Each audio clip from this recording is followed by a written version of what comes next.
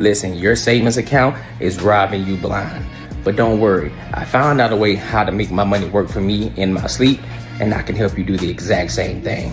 Now, this isn't no get rich quick scheme. This isn't no pyramid scheme. This isn't something just trust me situation. This is legit, and this is something that your every average day person can implement in their lives, and they can really get to a bag. This isn't a short-term play. It's a long-term play. There's a promo going on right now, so you definitely want to jump on it before the price goes up because this is too valuable. The link is in the description, and hey, let's get our money up. Let's get back to the video.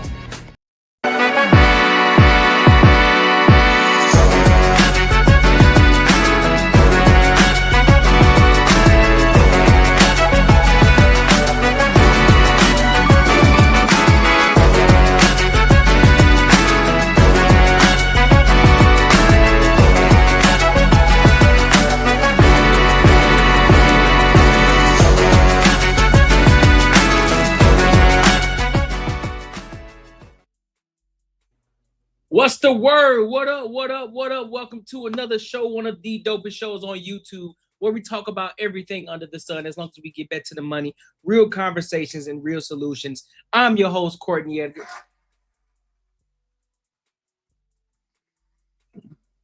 Listen, y'all. We got some fire topics for y'all tonight.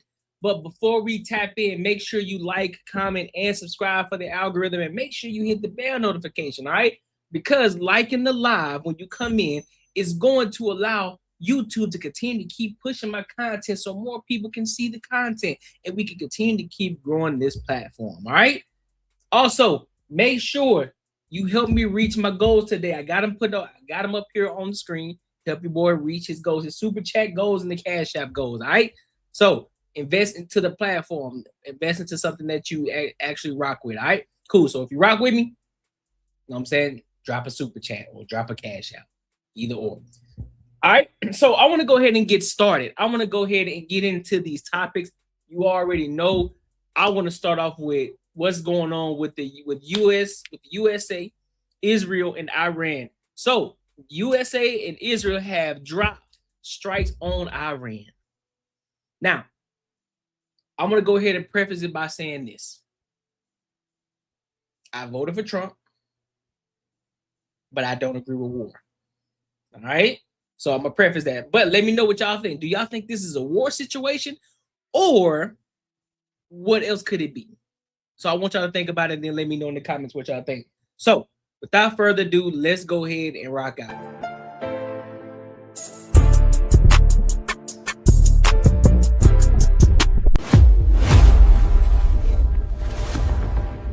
Experts around the clock to get all of the latest information and get their take on everything. I want to bring in Enya Kervine with the Foundation for Defense of Democracy. She is a good friend of the show, joining us now live. Enya, thank you so much for taking the time to be here with us. Josh, it's always great to see you, though they're usually in difficult circumstances. Most definitely. And I wanted to ask what the situation is like on the ground right now. We know that folks are running into their shelters, they're having to leave. So can you kind of break down the situation for me? Sure. And Josh, before we do that, if you'll allow me, we are in a hot conflict. I'm based in Israel, and my little sort of home studio is in my shelter. So if there is an alert, you'll see my family filing in. This isn't their first rodeo. They'll take a seat and we'll continue. Well, so, you better go to the shelter if any sirens blare. I won't let you keep talking. We're in the shelter. This is the shelter. Gotcha. You're joining me in my shelter, but my children may also join. So just as a heads up, but we've done this before. They know the drill, and they know that this is what mom does when we're at war sometimes here. So the day started at 8:15 with a siren that was nationwide, and essentially everyone receives an alert on their phone that says, okay, we've preemptively attacked Iran, and you need to make sure that you know where the nearest shelter is for the coming hours. And then there was a series of alerts in my area. Of course, the alerts are specific to region. So I'm further north, closer to Haifa. We had a very intense period from about 10 a.m. till about noon, and we've had a little bit of quiet since then. But I've been watching reports as other parts of the country, especially Jerusalem and Tel Aviv, have been under pretty consistent attacks since this morning. And you kind of mentioned this, but if you think about it, you are almost used to this. This has become a way of life. Obviously, right now, it's probably a little bit more intense considering all of this is unfolding between the US and Israel versus Iran, but this is almost a way of life. Israelis have become used to it. Since October 7th, every single family has developed their own coping mechanisms. Everyone understands where the shelter is. The children know that what to do in case of a siren, whether they're in the house or out and about by themselves. So yes, they're very resilient people, and this has been the reality for 2 years. Of course, when the conflict becomes hot with Iran, this is the fourth round now that Israel has gone with Iran, it does up the ante because, as you know, Josh, from our previous conversations, their missiles and warheads are just much bigger payloads. So when something is going on with Iran, people are extra cautious. They want to stay much closer to shelters, and they want to know where their loved ones are. And this is some of the video from earlier on this morning. Obviously, you can't hear it, but there are sirens that are blaring. And that's been, as we mentioned, kind of the situation that's been taking place throughout the morning. Now, as far as the mission itself, I've asked this of a lot of people, but what do you make of the fact that the U.S. and Israel worked on this together? They made sure that this happened together in a joint military operation. Man, what they doing is they're not cutting the tail off the dragon. They cutting the head off that motherfucker. They're cutting the head off the dragon, bro, to give the power back to the people. That's exactly why. That was a targeted attack. 1,000%. That was a targeted attack. Cut the head off the snake. 1,000%. So that's no surprise to me, as since the beginning, since Donald Trump took office, all of these proactive military operations by Israel have been hand in glove with the Americans, either through close coordination. Mind you, you hitting military compounds. You're trying to neutralize everything. So therefore, they can't even retaliate if they wanted to, because you're hitting all. They won't have the opportunity to respond. They trying to neutralize the entire military. Well, they did. Or in some instances, as we saw last June in the 12-day war, it was with the U.S. actually operating, the U.S. military operating with the Israeli military when the U.S. took out the nuclear sites. What's very interesting about what's happening now, Josh, and this is a historic moment, is that because Iran has lashed out at assets all over the region, including in Bahrain, the United Arab Emirates, Qatar, Kuwait, Jordan, and Saudi Arabia as well. All of these places have now received fire from Iran as a result of this war and retaliation for the U.S. and Israeli operation. Now the tone is very different and super interesting from the Gulf countries and the other Arab allies of the U.S. And they are taking on a tone, instead of being diplomatic and trying to de-escalate and wanting to stay out of it, it looks like they may also get into this war as well. So that is the new thing here. That is what we're seeing for the first time, and that could really change things on the ground. You heard my alarm there. Right now, that's just a warning. There's no siren here yet, but again, that could change. Would you say that this was a long time coming? That's been something that folks have been talking about. They said the current Iranian regime needs to be taken down. Ali Khamenei needs to be taken out of power. That's been a sentiment that's been shared by the Iranian civilians as well. So was this essentially a long time coming? It's been coming. They said we taking the big dogs down. We letting y'all know that us, the U.S., we not playing no games with none of y'all. We're not playing no games with none of y'all. You think you can't be touched? Guess what? You just got touched. And then guess what? We're gonna neutralize your entire military. We're gonna neutralize your nuclear retaliation. You ain't gonna be able to get that off. You ain't gonna be able to get that shit off. for decades, Josh. I mean, as you know, the Iranian Revolution involved taking over 200 Americans hostage and holding them in the U.S. embassy. And I think that the clock started ticking then. It just took a leader like Donald Trump who said to say enough is enough. And what's interesting is about 6 weeks ago, almost 2 months ago, when the Iranian people, the brave Iranian people, were demonstrating in the streets against the regime, and the regime slaughtered unknown thousands. We may never know exactly how many Iranians were killed by the regime during those demonstrations. Donald Trump said on camera to the Iranian people, he said, help is on its way. And this was a huge shot in the arm to Iranians. This encouraged them so much, but then the help never came.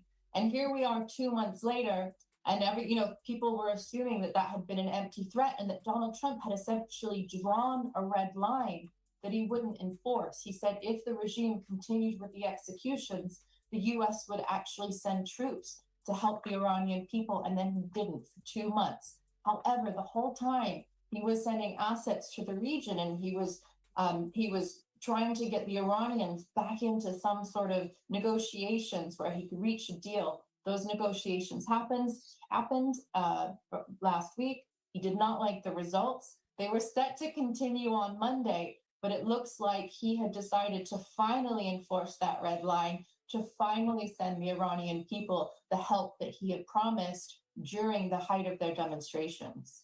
One thing that's interesting, you talked about those talks on Monday. We were initially told that Secretary of State Marco Rubio was going to travel over to Israel this weekend, specifically today, to meet with Netanyahu. And then that was pushed back to Monday or sometime later in the week, this coming week. Do you think that was maybe a distraction? Because I have to imagine it's going to be tough for Rubio to travel. Think about it. All the cities, because all the cities that were reported, they had strikes. Isfahan, Qom, Karaj, Kermanshah, Tabriz, and reportedly, I don't know how to say this one, Shabahar. Shabahar is that's a port area. So these were the military command centers, the IRG missile infrastructure, and intelligence sites. So targeting these degrades Iran's ability, which is what I said, ability to coordinate and launch future attacks, no retaliation. Hitting infrastructure in several cities also spreads Iran's defense thin, forcing redeployment. This is going on. Do you think that was some kind of distraction? So it could well have been. We've seen these distractions, these red herrings from Trump in the past. We know he likes to exercise the element of surprise, but you got to give the guy credit. I mean, he has been amassing troops in the region for the past 6 weeks to 2 months. This is since the Iraq war that the U.S. has had in the Middle East. And yet, even with all of these assets in place, even with slowly bringing down personnel from the region, even with only on Friday, the U.S. embassy in Jerusalem telling their non-essential personnel to leave the country, it was still somehow a surprise attack. I mean, you got to give it to this guy. He really knows how to play his cards, and he really knows how to enforce his red lines. And Praveen, I appreciate it as always. Of That's course. facts. So let me go over to Trump, the actual speech and what he was talking about in regards to this entire situation. All right. So let's tap over here. Operations in Iran. Our objective is to defend the American people by eliminating imminent threats from the Iranian regime, a vicious group of very hard, terrible people. It has always been the policy of the United States, in particular, my administration, that this terrorist regime can never have a nuclear weapon. I'll say it again. They can never have a nuclear weapon. And we sought repeatedly to make a deal. We tried. They wanted to do it. They didn't want to do it. Again, they wanted to do it. They didn't want to do it. They didn't know what was happening. They just wanted to practice evil. But Iran refused, just as it has for decades and decades. They've rejected every opportunity to renounce their nuclear ambitions, and we can't take it anymore. Instead, they attempted to rebuild their nuclear program and to continue developing long-range missiles that can now threaten our very good friends and allies in Europe, our troops stationed overseas, and could soon reach the American homeland. For these reasons, the United States military is undertaking a massive and ongoing operation to prevent this very wicked, radical dictatorship from threatening America and our core national security interests.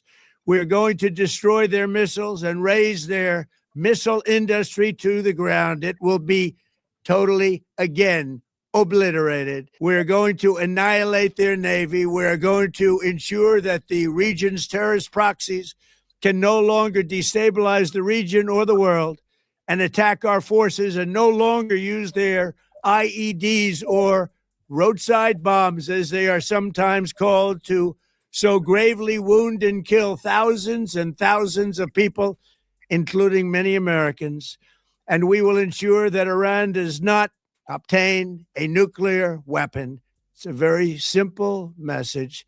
They will never have a nuclear weapon. The lives of courageous American heroes may be lost, and we may have casualties. That often happens in war. But we're doing this not for now. We're doing this for the future. And it is a noble mission. To the members of the Islamic Revolutionary Guard, the armed forces, and all of the police, I say tonight that you must lay down your weapons and have complete immunity, or in the alternative, face certain death. So lay down your arms. You will be treated fairly with total immunity, or you will face certain death. Finally, to the great, proud people of Iran, I say tonight that the hour of your freedom is at hand. Stay sheltered. Don't leave your home. It's very dangerous outside. Bombs will be dropping everywhere. When we are finished, take over your government. It will be yours to take. This will be probably your only chance for generations. Boy, when I say we got the best president, boy, we got the best president. Listen.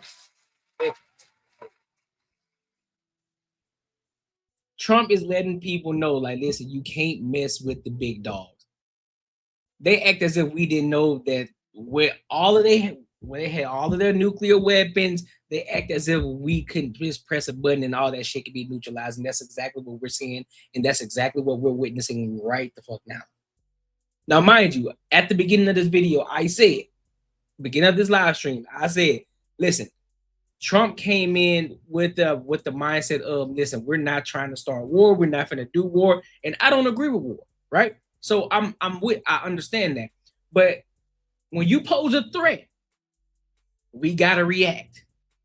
If you threaten, we got to react before you act. It's like, oh, okay, so you threaten me now.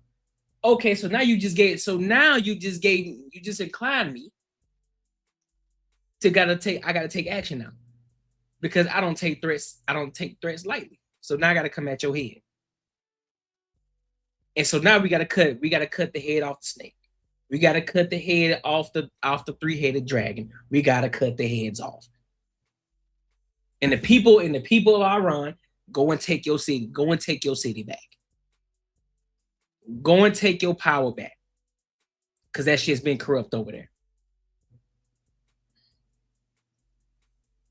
That's what I'm saying. That's what I'm saying. Trump, that's what I'm saying. Trump didn't want it, but when you pose a threat, you got to do something. At this point, you got to do something. Because now you threaten the country. It's like, oh, shit, well, you talking about you finna send nuclear weapons over here?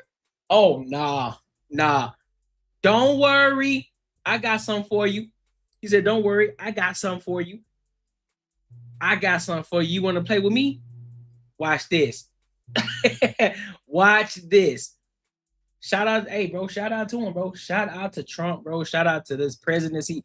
Trump is doing a phenomenal job, bro. I don't care what nobody say. Trump is doing a phenomenal job, man.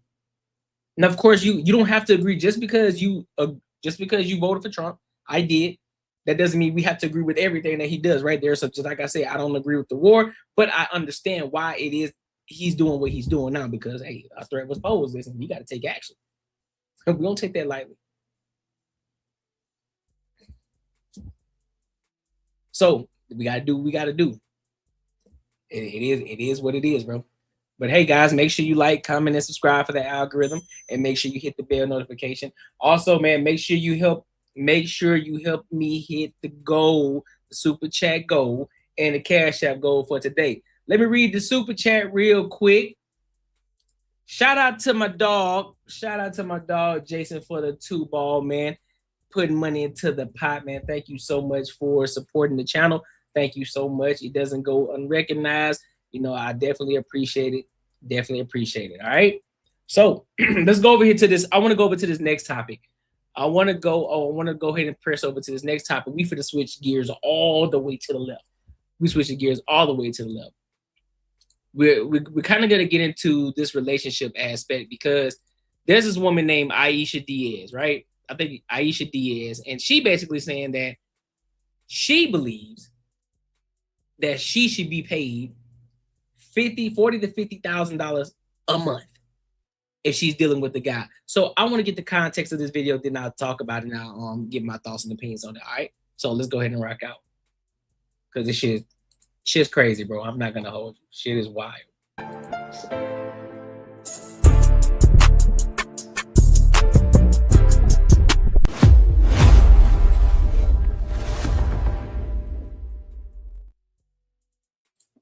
There we go. Honestly, I wouldn't even consider it crazy because it became like a normal thing. Oh, okay. Tell us. Tell us about these simps. Go ahead. It just became normal. Like, we expect you to come with 20, 30 grand and blowing on us. Oh, wait. Well, you expect somebody to come with $30,000.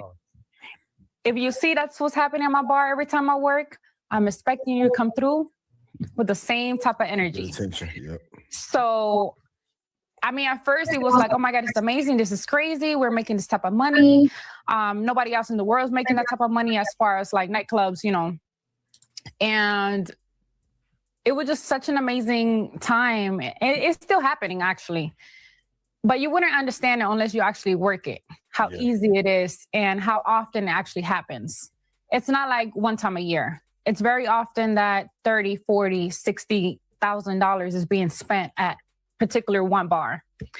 And can you walk us through how this works? Because I think a lot of people, this is a New York thing, really, because a lot of people are familiar with strip club culture where people spend a lot of money in the strip clubs, but a lot of people can't understand why a person would come to a club and go to a bar, because you're not going to drink $30,000 worth of liquor and literally just give a bartender $30,000. Well, walk us through that process. I think that they come through, they not only showing up for the bartender ourselves, but I think they do it mainly for the people on the outside that's looking in and watching them. A lot of them want to keep up an image of they have that type of money, and they actually don't, sadly. Is it insecurity? They really don't have that type of money. Huh? Is it insecurity? I wouldn't say insecurity, but I feel like they feel like they need to spend a certain amount of money to kind of show everybody else that they're the top dog, kind of. Gotcha. Sometimes it don't really even have to be the girl necessarily. Sometimes it is. But you can tell when it's about the girl and when it's, I need to, you know, keep up an image for everybody else, depending on how they throw the money. If the guy's throwing the money all over the club, everywhere, and he's making a big scene, then automatically we know that it's an image thing that they're trying to keep up, you know, or they're trying to show off in front of everybody else that's around. Now, if he's throwing the money directly at the girl. Well, I ain't throwing no money at all. You got me all fucked up. I don't care how much money I'm making. I don't care how much money I got in the bank. I don't care how much money I got in my pocket. I'm not throwing no money. What's wrong with y'all? I'm not doing none of it. Hey, but hey, if you do it and that's something that you enjoy doing, do it. I'm just not going to do it. You crazy as hell. Absolutely not. And it's not such a big ass chaos. Then we know that it's for us. So okay, for the girls who trying to catch a simp in 2026, right, to get them to blow a bag on them, if you see 10 guys walking the bar, how do you know the one who you can get the most money out of the easiest? Ladies, take notes. Okay, so when it's a crew of guys and they just show up to your bar, you can actually tell. There's always two scenarios, right? The quietest, most humblest, and least speaking one that's literally in between the loudest one is usually the one with the more money. Mm-hmm. And then when it's time to order and get things done, like who's gonna ask for the bottle and stuff, sometimes you can tell that the loud guy is asking the one to the left, like, hey, what do you want? Yeah. Or what do you think? Yeah. And he's calmly telling him like, okay, yes. So you can kind of tell. And then you get that one that comes through and he's just making sure everybody knows that he's the one with the money. And I mean, those be usually the brokest ones anyways. They just have money for the night. Yeah, but usually it's the calm ones, the ones that aren't doing too much, that usually are the one with the money. So. And is that something, not just you, but anybody, do girls notice that and then they would go after that guy? I feel like the older girls do. We kind of notice that it's not always the one with the big chains and, you know, the loud personality. Yeah. You have to have a maturity level to understand, like, all right, that's not the one, it's this one. Or for the younger girls, as long as they got some chains and a nice watch and they, you know, they're being a little loud, automatically they'll be like, okay, this is the one. Yeah. Let me skip ahead a little So bit. it just depends on the girl. What I'm doing with the money and what most girls do with the money is two different things. Okay, what are most girls doing with the money? Most girls are going shopping. Let's say Sunday night, they made $15,000. Monday, Tuesday, they're out shopping. Yeah. They're out spending money doing something they're not supposed to be doing, right? And the reason is, it's kind of like the stripper mentality. If I made this money today, I'm going to make it again tomorrow. So they automatically just spend it. No, that's why you need to get the Earn While You Save ebook. Courtney Edgar, Earn While You Save ebook. So it can teach you how to invest your money the proper way instead of the traditional way. So that way you can compound your money over time. My link is in the description, and as well as I'm gonna pin it in the comments too. All right, because they bugging. And technically, when it's 15, you gotta split it in two. That's another thing too that people don't really know. You're not taking that $15,000 home 100%, because now you gotta split it in two, and then after split, not even before you split it in two, you gotta give 15% to the bus boys, and then money gets lost in the air, and then the packs are already short. So the $15,000 that tell us about that, because if you get $5,000 in the club, are you always getting a full $5,000 or you? No. Thank you. No. So let's say $1,000 is automatically $900 to $800 because the club already took out their singles. Yep. By the time it flies in the air, you're getting, out of the 800 that you got, right? You're getting maybe 600. And that's if he, because, you know, and money flies everywhere. And then 15% goes to the busboy, and then you split it $400 in between you and your partner. And then you have to, you know, take away the money that you spent for your outfit, which most likely be $65 to $75. And then your register is short. So then now you have to pay off whatever you owe. So yeah, it's a little tricky when it comes to that. But we don't really, just because you see us with $15,000 does not mean that we are taking 100% of the money home. So most girls are blowing the money, but when you got your money, what was the difference in what you did? I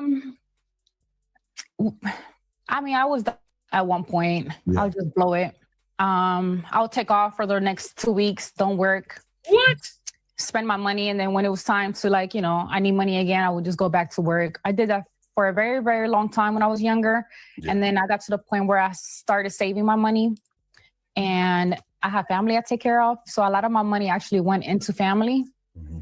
At one point, I sat down and I did the math. I'm like, okay, I made this much this year. Where did my money go? Mm-hmm. It went to food. It went to Uber. And at the time, it wasn't even Uber. It was, I can't remember what it was called, but it was similar to Uber. You just go outside and wave them down. So I was paying $65 to go to work, $65 to come back home, just to go to work.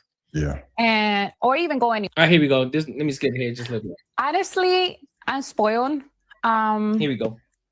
No, as soon as they said it's sports, it's gonna be a ticket. Go ahead. What's that mean? Just What's that range? because it's good insight, because we just have these hypothetical conversations all the time, but just somebody you're like in the top 1% of girls that's actually you're exposed to that life, right? Like, so Yeah. what is, you say you're spoiled, what does that mean? Spoiled means I need you to be able to keep up with my lifestyle if you want to be with me.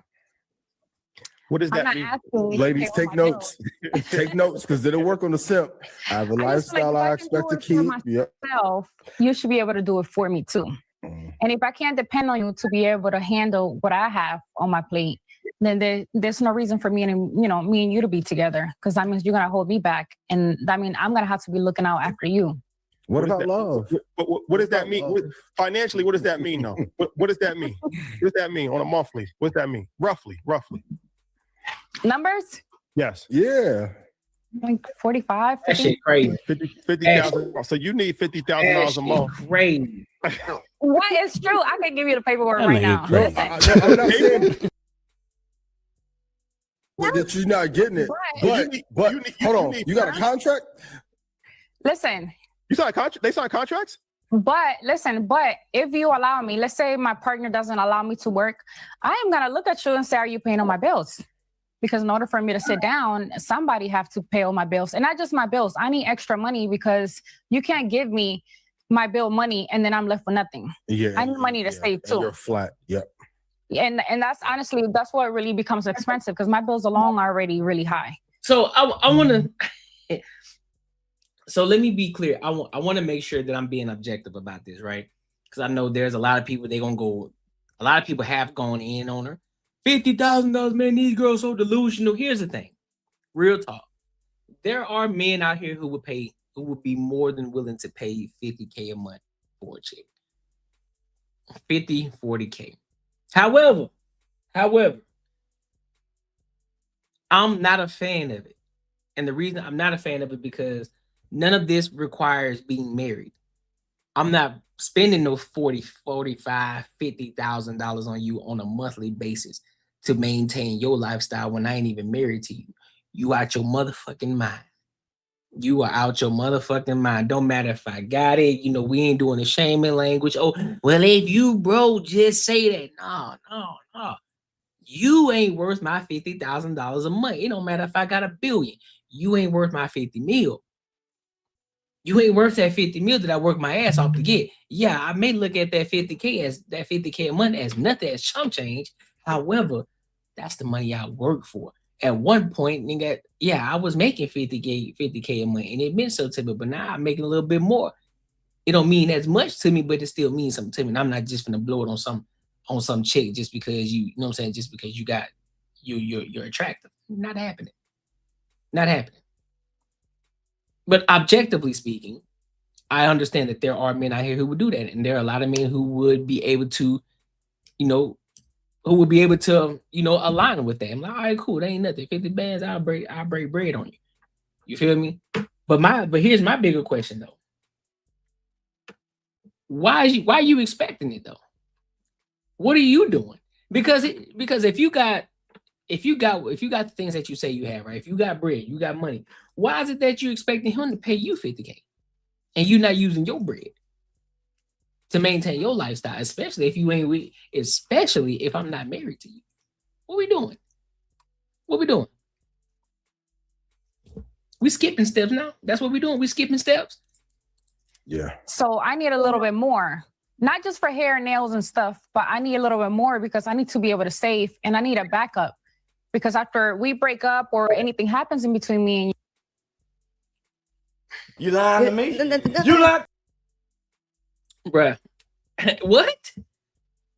So you can stack up. So you can stack up your money just in case we break up. Man. Boy, it's out the mud. We got Rashad McCown. I need security until I can find not another job, but you know what I mean? So I can get back into what I used to do before. I don't require my man to do it. Do I expect it? Yes. Mm-hmm. Does he have to? No. but you can't ask me not to work if you're not willing to handle and take care of all my bills. Okay. And plus, When you say paperwork, what were you referring to? You have a contract that you make them sign? no, meaning like I can show you guys like how high my bills are. Yeah. It sounds like a really crazy number, honestly, but it's not just my house where I live at. You know, I have other properties. They got to get paid. You know, sometimes they need a new air conditioner, a new boiler, a filter. And I consider those bills because no matter what, I have to pay for them. So yeah, you pay my house here, but how about my responsibility everywhere else? When they come, you know, I have to make sure you're okay with handling that too. Well, also, like I said, I mean, I know you, so I know you're not just saying that. Like you've actually, it's real shit. Yeah, this is real for you. My question is, what does the man get for that investment? If I'm investing $50,000 a month into you, right? What do I get out of that? I'm not asking you to invest. No. I'm just saying, just like. I mean, whatever he wants. If you're asking me not to work, so I there get you go. The benefit is that you're not working. That's the benefit that I get. I mean, the benefit, I'm not working. I'm home. I'm being peaceful. I'm making sure everything's good at the house. I'm cleaning. I'm cooking, and you know, whatever you require. I don't believe y'all. I Pleaser, don't believe y'all. That's a surface level answer. I don't believe that y'all out here cooking and cleaning like that. You making all this bread. You say you got this, that, and this, that, and the third going on. I don't believe that you cooking and cleaning. Now, what makes more sense, because if you're making 50K, let's be real honest about this.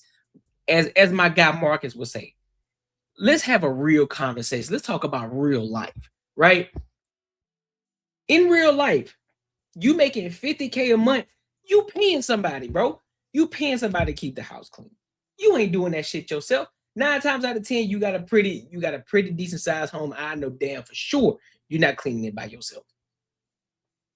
I know for sure. And I know for damn sure you ain't cooking every night. I know for sure you're not cooking every night. You lying to me. You lying to me, bro. Real talk. So I'm gonna make sure my man gets whatever he wants. But at the same time, you have to make sure I'm happy. And if you're asking certain things of me, you got to make sure that you can back it up and take care of that Robert, too. That's a fact. And truth be told, most men are doing this at some level, whether it's living. It doesn't have to be that number, but you have to. You can't ask your wife to not work and just sit home and do, you know, absolutely nothing. And then when she asks you for something simple as, hey, can I have some money for my hair and nails? You're tripping. Fellas, I never want to hear that investing in the market is too expensive or stock club too expensive. Yeah, if you got to give up 50 off top, I want to shit out of you. Facts. I agree with my boy. I agree with Ian Dunlap. Fam, you should not be bugging at all. Shorty is expecting 50K out the muscle. You telling me you can't put $20 into your brokerage account so your money can compound over time? You telling me that you can't take $20 out of every paycheck to put into your brokerage account in order for you to make money over time? Yeah, my boy. You don't have to give it up top, but if you're expecting certain things from me, I am gonna require that. Now, if I'm working and he's working on his own, that's fine. Now, I just expect princess treatment. I want to go on vacations. You know, I want to do certain things. Yeah. I ask for little small things here and there, which they don't really cost much. But yeah. What's the cost of having a baddie, though? For those of you who don't know. Yeah. How do you feel about cheating? Is that something that is a deal breaker? I've heard a lot of things from women just say like, look, I don't care, just don't bring it here. Like, what's your thought? Let me go. So I want to go to her video where she rebutted to everybody talking about her in regards to what she said about the 50, about expecting 50K. So let me go over to this video. You're not listening. You're only hearing the number, but you're really not listening. What we find normal, the nighttime girls, might not be normal for you. But for us, it's regular seeing $50,000, $60,000. It is a regular thing for us. Now, for you, it might be $2,000, $5,000, or maybe you see that type of money in a year. Listen, the tax bracket that I'm on, it's not for everybody. My bills, not everybody has those bills. And I know people, girls actually, that have bigger bills than me. So if their man required them to sit down, I think that it's only fair to get double. What am I gonna do if you pay my bills and my bills only? Where's my emergency money? What if something happens to you? Okay, regardless of the number, if it's 50, 20, 10, $500. If you want your girl to stop working, you need to give her double her bills, because emergency happens. You guys want to get up and leave us with nothing. And guess what? Those bills still stand and they're still waiting on us. And here we are, jobless, haven't worked in years or months, and we have to start from scratch. So this is where you should know how to invest your money properly. This is where you should instead of you going out and you getting 50K, if you getting 15K, now mind you, when you look at her, she ain't the average chick. So we gotta be 100% honest. She ain't the average looking chick. Now, if you a chick that's making $15,000 on a basic ass night, on a different night, you making 50K is easy for you to touch. Even if a man tells you, hey, listen, I don't want you to work no more. Shorty, you should have a reserve already built up before any man came into your life. You should already been building up a reserve for yourself and big chilling. Not depending upon that man paying you double what you made at your job. No, you should have already been paying yourself and had your reserves kicked back and you sitting back chilling while he taking care of everything else. You ain't got to worry about it. But in this regard, of course, he's still gonna take care of you, but to expect it, nah, you're supposed to be sitting back living a soft life. That's what you're supposed to be doing. That's what you're supposed to be doing. Nah, you wrong on that. But however, I do understand what you're saying. You know, in regards to, a lot of women, they can't touch 50K a night, or even let alone 15K. Shit, some can't even touch 5K in a night, right? So understood. What up, Ryan? But at the end of it all, you should still manage your money the way that you're supposed to be managing, especially you making 50K. Living below your means, fuck the, I need to go get the penthouse. I'm living great. I'm a boss bitch. You can't, all this, I'm a high value woman shit. No, you should be living below your means, stacking your bread up, paying all your debt, not going to buy the new Mercedes Benz, none of that shit. Get your money up, stack your bread up, let your money compound over time. I would say if you ain't got no bills, you should be putting 90% of what the fuck you're making into your brokerage account. Now, I'm not a financial advisor, but I'm telling you the things that I would do. 90% of what you make. So you taking that money and you only living off a small percentage of what you make on a regular amount. That's gonna get you through. And you taking all that money and you stacking it.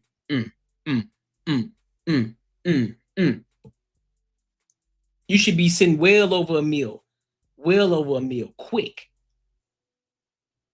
But you know what I'm saying, YouTube is out here trying to chase the Joneses. You trying to be high, have a high girl summer, so that way you can get on Instagram and tell how you a boss bitch and all this extra shit. Then you want to go out here and now you want to demand 50K a month from a man. Girl, what is wrong with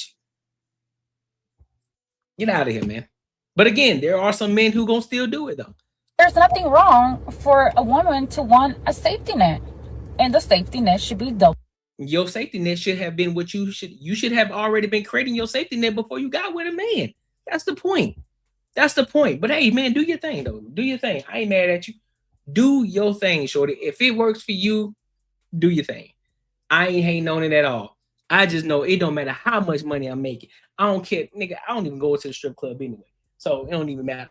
So it is what it is, man. But make sure you like, comment, and subscribe for the algorithm, and make sure you hit the bell notification. Listen, man, help your boy reach his super chat goal. We are at, we actually $98 away. $98 away from our super chat goal. So make sure you invest in the platform, or you can hit your boy up in the Cash App as well. Cash App goal is $50. All right. So let's go over to this next topic. So there's this woman. I'm going to read the title and what it says, and then we'll just kind of dive into it. So the title of this video that we're about to watch next, give me a second. What the hell's going on with this? It's kind of weird. And before I dive into it, I'm gonna read some of the comments to y'all. But what the hell? What's going on? Interesting. That's so weird. That is so weird. I don't know why it's doing that.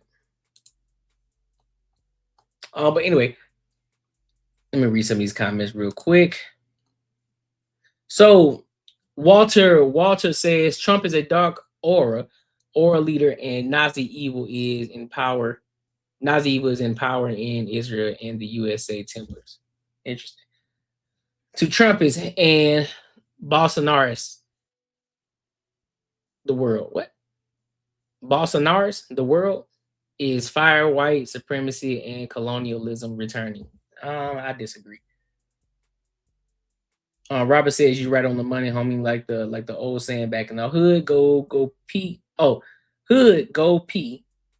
Ain't made out of gold. Work too damn hard for my money just to give it away. That's a fact. Ryan, what's good? Jason says a wise man once said you can't turn a hooker into a housewife. That's a fact. Ryan said hit the like button. Yep, absolutely, man. Make sure you hit the like button, dog. Make sure you hit the like button. Like button. Why is my thing not working? What's going on with this damn thing? Damn, I can't even get to the top of my damn thing. What I'm trying to get to. All right, no worry about it. Anyways, let's go ahead and get it. Let's go ahead and get into another video. So there's this woman, and she's basically saying, I'm going to read the title. She's basically saying, a Western woman living in Thailand says she's struggling with dating and can't find any Thai man that is interested in a Western woman. Interesting. Goddamn, I can't talk. Interestingly, boy, that was a struggle. Interestingly enough, she doesn't say anything about Western men, probably because she knows that no Western man in Thailand would choose her. So we're gonna hear what she has to say, and then we're gonna give our thoughts on it. All right. So let's go ahead and rock out because I'm curious about this. What is the dating situation like in Thailand? I'm curious, so let's go ahead and rock out. Let's see what she's talking about. Girls in Thailand, please talk to me.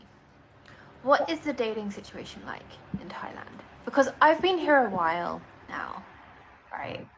And I'll be honest, I would love to meet a wonderful, kind, wholesome, respectful, sweet, funny Thai guy. But I feel like they're either hiding, they're terrified of me as a foreign girl, or they're just not interested at all. So what is the dating situation like? Like, what's going on? Help a girl out. They probably look at you like a colonizer. Oh, that's a wild stopping point. There you go. That was a wild stopping point. They probably look at you like a colonizer. Why is it that you can't get men over there where you from? Because it doesn't sound like you're from America. It sounds like you're from, you know what I'm saying, the Europeans. So you can't get no men over there in the Europeans? Why is it that you want somebody in Thailand? I get that you live there. I get that you live there. And I'm pretty sure that you haven't been in Thailand that long. I'm pretty sure you haven't been in Thailand that long with this talking like this. So I'm pretty sure. But there could be a number of reasons why men ain't checking for you. You may be in the wrong places, right? Or they may not be attracted to Caucasian women. That can be one. Not everybody's attracted to Caucasian women. Just saying. Not a lot of men are.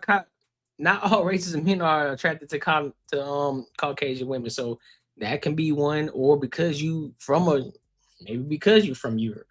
Who knows? Who knows? I don't know though, bro. Like this is wild. Now we got a passport girl over here traveling to date men. You can find the type of men that she described. You can find them anywhere. You're just gonna be a little bit harder to find them in Thailand. It's gonna be a little bit harder trying to find them in Thailand. That's a fact. It's kind of like it'd almost be like a black man going to live in Maine or Montana, some shit like that, trying to find him a, you know what I'm saying, a white woman that's interested in a black man. That might be pretty hard to crack, bro. That's like finding the needle in the haystack. So I'm pretty sure you probably going through the same exact thing going through the same exact thing over there in Thailand. They probably just ain't checking for you like that. You got to call a spade a spade. Yeah, she does. She got a really nice accent. I like the accent. She's a cute woman. Like she is a cute woman, but they may not just be attracted to her like that. Or she just may be in the wrong place. She may be looking for love in all the wrong places. You know what I'm saying? Could be a number of things. Or maybe she just doesn't know the lingo around, so therefore she doesn't know how to communicate effectively. It could be a number of things as to why, man. Can be a number of things why. Or the type of men that she's trying to get with, they ain't checking for her. Or those men that's over there, because these what I have now, y'all correct me if I'm wrong. People in tight, nah. Just might be thinking about that. I don't even think that's true. Because I was about to say that people in Thailand are a little bit more traditional, but then I had to think about it. I said, nah, no, they ain't. Because you got a lot of lady boys. You got a lot of lady boys over there. Lady boys. Nah, I don't think so. Nah. Mm-mm. Mm-mm. Mm-mm. Thailand got nice women. But I've never been over there though, so I wouldn't know. I would have to take that or take that advice from somebody who's already been over there and they spent some time over there and actually engage and communicated with people over there. I've never been over there before. Nor did I really want to go. So just being 100% honest. But she's over there in Thailand. But to be honest with you, I just tell Shorty, keep your head up. And keep moving forward. You will find somebody. But I think it was kind of wild for you to get online and ask people what's going on with the dating scene. Like, just keep your head down, stay confident, and just keep going on about your day. I'm pretty sure you'll bump into him eventually. Or that may not be the place that you're going to find him. He may not be in that place. It just be like that sometimes. You might have to move back to where you're from or move somewhere else in order to find what it is that you're looking for. Could be a number of things, bro. Could be a number of things. But hey, make sure you like, comment, and subscribe for the algorithm, and make sure you hit the bell notification. I really didn't want to spend a lot of time on that one. I really didn't. Let me read this real quick. Phone and computer, TV, I like it. But then you are good.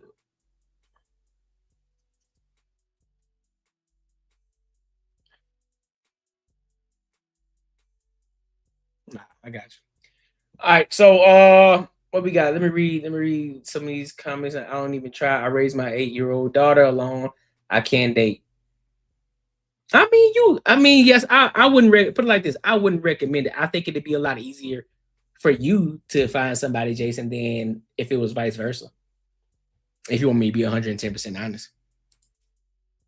If you want me to be 110% honest, I think it'd be easy for you to find a woman that's willing to take you and your child on versus a man, versus a woman with a child and a man willing to take her on and like literally be serious about her. So that's something to think about. You feel me? Something to think about. Not saying that you got to, but I say, hey, just focus, keep your head down, focus and grind, and keep pushing through, reach your goals. Don't even worry about dating right now. So that would be my recommendation, especially with an 8-year-old daughter. Yeah, she about to be a little bit more active too. Yeah, bruh. That she about to get into more activities. Yup. You got to keep that. You got to stay close. You got to stay close, dog. That is factual. All right, so let me go to. Should I talk? Yeah, I want to talk about her. Let's talk about Dr. Cheyenne Bryant. Dr. Cheyenne Bryant. And listen, man, make sure y'all help your boy get to reach his goals too. Make sure your boy reach his goals, and also make sure you like the live too. If you haven't liked the live yet, please do so. Don't just be ghost watching. It's over 100 something people in this chat right now. I should have over 100 something likes. That's a fact. That is a fact. So don't be sitting back ghost watching. If you ghost watching, you should be putting a super chat or a cash app. If you ain't gonna put a cash app or a super chat, you should be liking the live. Pick one. Let's see. Which one? Do you want to go with this one? Let me see. Let And better friend discussion on who. All right, so let's go. Yep, let's go here. I want to start right here. Let's get to the thick. I'm gonna go into the thick of things right now. Let's talk about Dr. Cheyenne Bryant. Miss Dr. Cheyenne Bryant. Listen, bro. I'm gonna ask y'all a question. I don't even know how in the hell this woman became famous.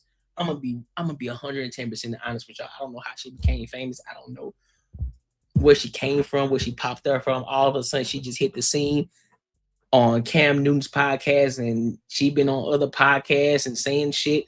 And we just like, bro, where the fuck this woman come from? Talking about she got doctorate degrees and come to find out she don't actually got the degrees.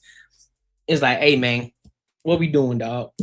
It's like, what we doing? So let's go ahead and get into it, and then I'll give my thoughts and opinions as well. All right. So let's get to it. Oh man, what I do? Hold up. What I do? What I do? There we go. Who's more delusional right now, men or women? Oh, that's a great question. Yeah. Women, y'all know I stand on a mountaintop for you, especially Black women. But I got to say this.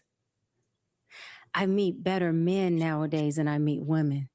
Wow. And that's just the truth. There are so many men nowadays who are ready to be married, who are ready to be family men, who are standing on principles, who are, really into and relational with the women that they're dating. Right. And I meet a lot of women who want to play the field, who want to be, more of we have womanizers, but we do have women who are manizers. And when you start to look at women who want a man to just perform, right, which goes into the same field as gold digging, that's a woman who is considered a manizer. And unfortunately, I meet a lot more, men who are like, Doc, I'm ready to get married, or, I'm ready for the next step. And women who either are not there yet, or they're saying they're there yet, but their behavior that they're exhibiting and their inability to be able to nest in a man and allow him to lead her is not allowing the relationship to really take the course that the man is trying to lead them to. So I find more of that, which makes me happy because I feel like men have finally gotten to a place of saying, look, yeah, so let me let her cook. I understand I'm the covering. I understand I'm the foundation. I understand that I am the leader, which means I have to be vertical in who I am. And I want that role. And for the men who don't know how to be in that role, they are willing and wanting to learn. You have women who are just not there. Right. So, hey, listen, I'm sure she cooking. I will say that she cooking on that aspect because there are a lot of men, they are starting to wake up. A lot of men are starting to say, you know what, bro, I got to start standing in my square. I got to start focusing on me. I got to start putting myself first. I got to stop being a simp out here in this world. Stop chasing the cat, because if I'm a guy that's on my purpose and I'm doing the things that I need to be doing, them hoes gonna come anyway. So I don't need to go chasing it. Typically, a lot of women, they chase what it is that they can't have. And they gonna do damn near anything they can to get it. So you should just focus on you. Focus on being disciplined, stand in your lane, stand in your square, and just being in your purpose and just working, bro. Just working, grinding, pushing, working, grinding, pushing, working, grinding, pushing, building yourself up, building your bread up, building your body up, all these different things, building your mental up. I'm telling you. I'm telling you, they still gonna be out here, bro. They gonna be out here regardless. You have men as friends. Oh yeah, absolutely. And you have women as friends. Absolutely. Who do you think are better friends, men or women? Oh, women all the way. Women all the way. Yeah, because, in most platonic relationships with men, it's only platonic until the opportunity for that man to have his way with that woman becomes available. Bingo. With women, I mean, we got a girl code. We're friends. It's usually unconditional. We're not in it for the transaction or performance. We're there through forever. It's almost like divorce is not an option. But with men, not all, but majority, if that woman was to give them the opportunity to either be with her intimately or relationally, I've yet to see a man not take a woman up on that offer. Wow. Bingo. Damn. Yeah. That was crazy. But I see a lot of girls not being girls either, though. So I see what you're saying. What do you mean by that? Say that. Like, unpack that. Like girls are like the women who are for women. They won't mess with a married man or a man in a relationship or men they know that's dating somebody. I feel like that side of things is way worse than men right now. Like, I feel like women are having sex with married men. They're sneaking around women with relationships. They're even creeping around with like their friend's guy way more than men are doing that to other men. What would you have to say to think that? that's been going on since the beginning of times. I think it's now being glamorized. Yep. I think that at some point women lost a lot of their hope in men being husbands, right? And the ability for them to show up and cover and be what their fairy tale ideology of a man is. And exactly, the ideology, because a lot of them, they go into it with this delusional mindset, bro. Listen, I'm gonna be clear. I don't condone it. I don't condone cheating. I don't condone it. But what I will say is this though. If you're focusing on doing what you're doing as a woman and you're focused on taking care of the household, you ain't got to worry about. You ain't gonna be focused on what this man is doing. You ain't gonna have time to, because you got other things going on. You gotta make sure everything is squared away in the house. Now, if he's the one now, if he's out here fucking around with another chick, but then he ain't showing you no love, and he's not at home ever. Now that's a whole different ball game. That's a whole different ball game. So I'm not condoning it, but what I'm saying, if he taking care of the household, he taking care of you, the way that he's supposed to, you ain't got no reason to trip. Keep doing your thing. You ain't got time to be worrying about it. You ain't got time to be going through his phone. You ain't got time to do none of that. But again, I don't condone it. I'm just saying, real life. The Bible says hope deferred makes the heart sick.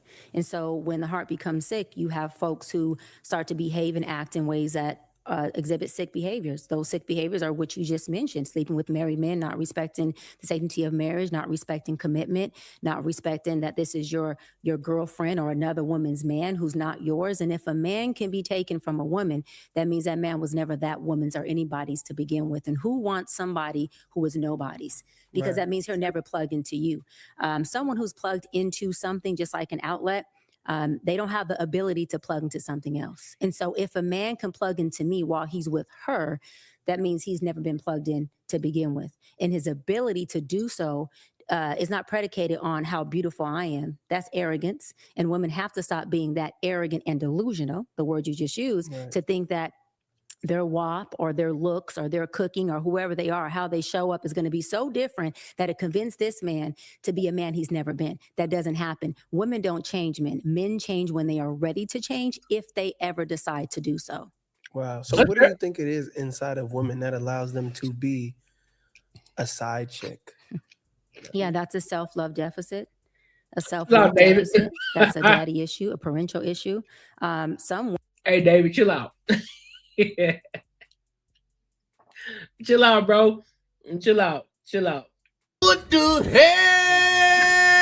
Oh my God, no way. Women have mommy issues. We don't talk about that enough. Wow. They are so resentful toward their mothers that any woman that they can tear down is a representation of them tearing down their mother that they've been mad at. And so if I could sleep with your man knowing that that's going to dismantle you, when I really want to be able to dismantle my mother, who either abandoned me, who wasn't there, who mistreated me, who abused me, or who I have this resentment toward, then guess what? Every woman from that point on is just going to get it.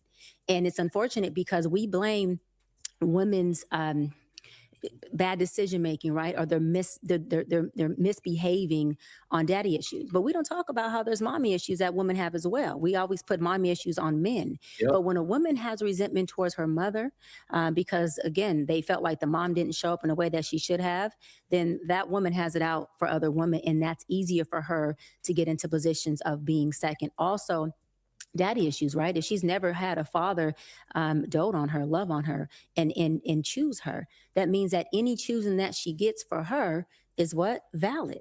Mm-hmm. You know, like I've had my father, and I talk about it on all the interviews about how my father was very present. He doted on me. He loved me. He used to tell me all the time, you're the Kobe Bryant of the women's, you're the Michael Jordan of women. Now, no man has to believe that, but my father told me that. Now, Cheyenne Bryant, now what you're not about to do is sit up here and lie to us. What you're not about to do is sit up here and lie to me. You're a liar! Liar! Liar! You're a liar! You're a liar! inserted, injected, and planted that seed of confidence in me since a little girl. So I'm not sitting around waiting for any man to validate me. I'm vertical in who I am. And a woman is what her father makes her. A man is what his mama makes him, especially when it comes to the opposite sex. And for fathers out there, you have to make sure that you are implementing these seeds in your daughters that you want to manifest. The Bible says, train up a child in a way, and they will continue to go that way as they become adults, right? And so you have fathers who have abandoned their daughters or who come and drop off money. And let me say this, just because your father's in the household don't mean you don't got daddy issues. A present father can present just as much or if not more trauma by being present. It's called learned behavior. So he can be present and you could have seen him be a womanizer. You could have seen him abuse our dog, your mother. And that could have developed a very, very brutal perspective of men in your eyes. And for you, any man that validates you makes you feel like you have worth. And any woman who allows a man to put her second, any woman who allows a man to put her first and another woman second is a woman who has daddy issues, parental issues, self-care, self-love deficit, and self-worth deficit. And a lot of women don't want to hear it's a self-worth issue. You have to understand that whatever external, should I say, sources that we allow to validate us, we're also incarcerated to. So I'm in prison to the things that I need to validate me. This is why validation needs to come from yourself, because it's too much power to allow me to be in prison to how you think of me. That'll never happen. I'll never be in prison to your thoughts of me. I have learned the balance of caring for you, but not giving a damn about how you feel about me. I could still love you and not allow your thoughts to move me. I could still care for you and not allow your thoughts to make me waver in who I am. Right. I hear you. I hear you, Dr. Cheyenne Bryan. I hear you. You've been listen. I've been watching you. I hear you. I'm just gonna say I've been from the time that you came up on the scene. It's different. It's different. That's all I'm gonna say.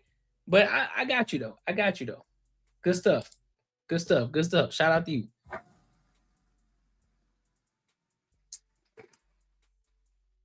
So make sure you like, comment, and subscribe for the algorithm, and make sure you hit the bell notification. Ooh. Let's see what we got in it. Next. Ooh, do we want to talk about some?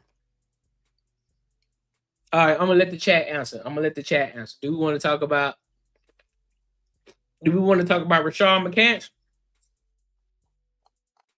No, do we want to talk about what you know what? Let's talk about LeBron James. I want to talk about LeBron James. Well, that is what we talking about LeBron James, but at the same time we talking about Shannon Sharp and Iman Shumpert on that video that they had. So let me skip to here real quick. Give me a second, y'all.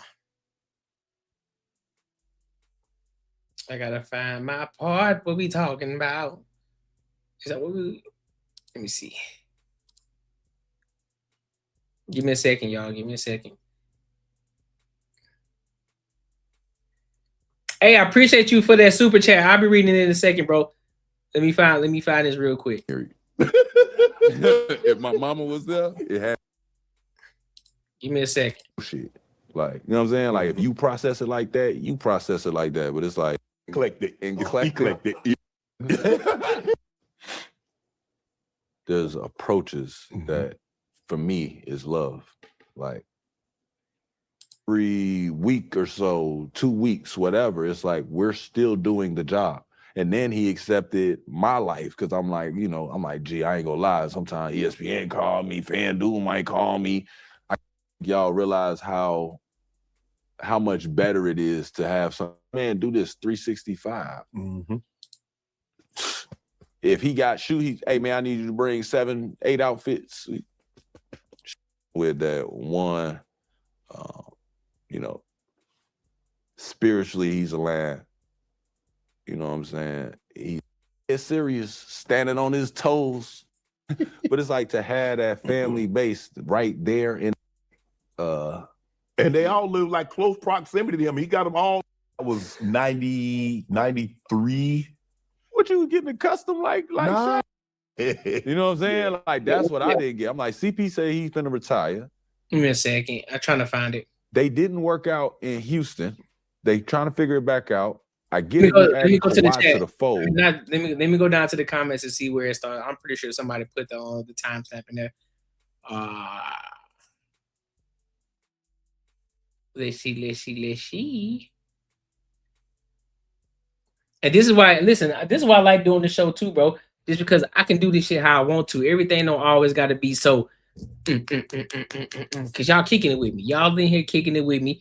Y'all rocking out with me. People investing into the platform. People showing love in the super chats, man. I appreciate y'all. Like real talk.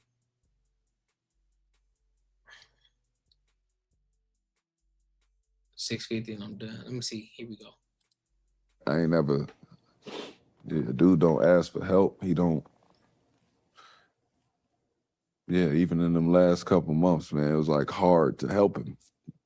You know what I mean? We ain't know what was going on for real, but it's like that.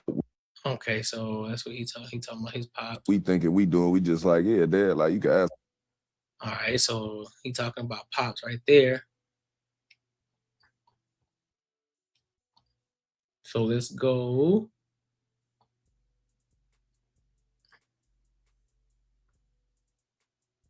See some, that's 835. Okay. Tears, okay. So do okay, 20. Okay.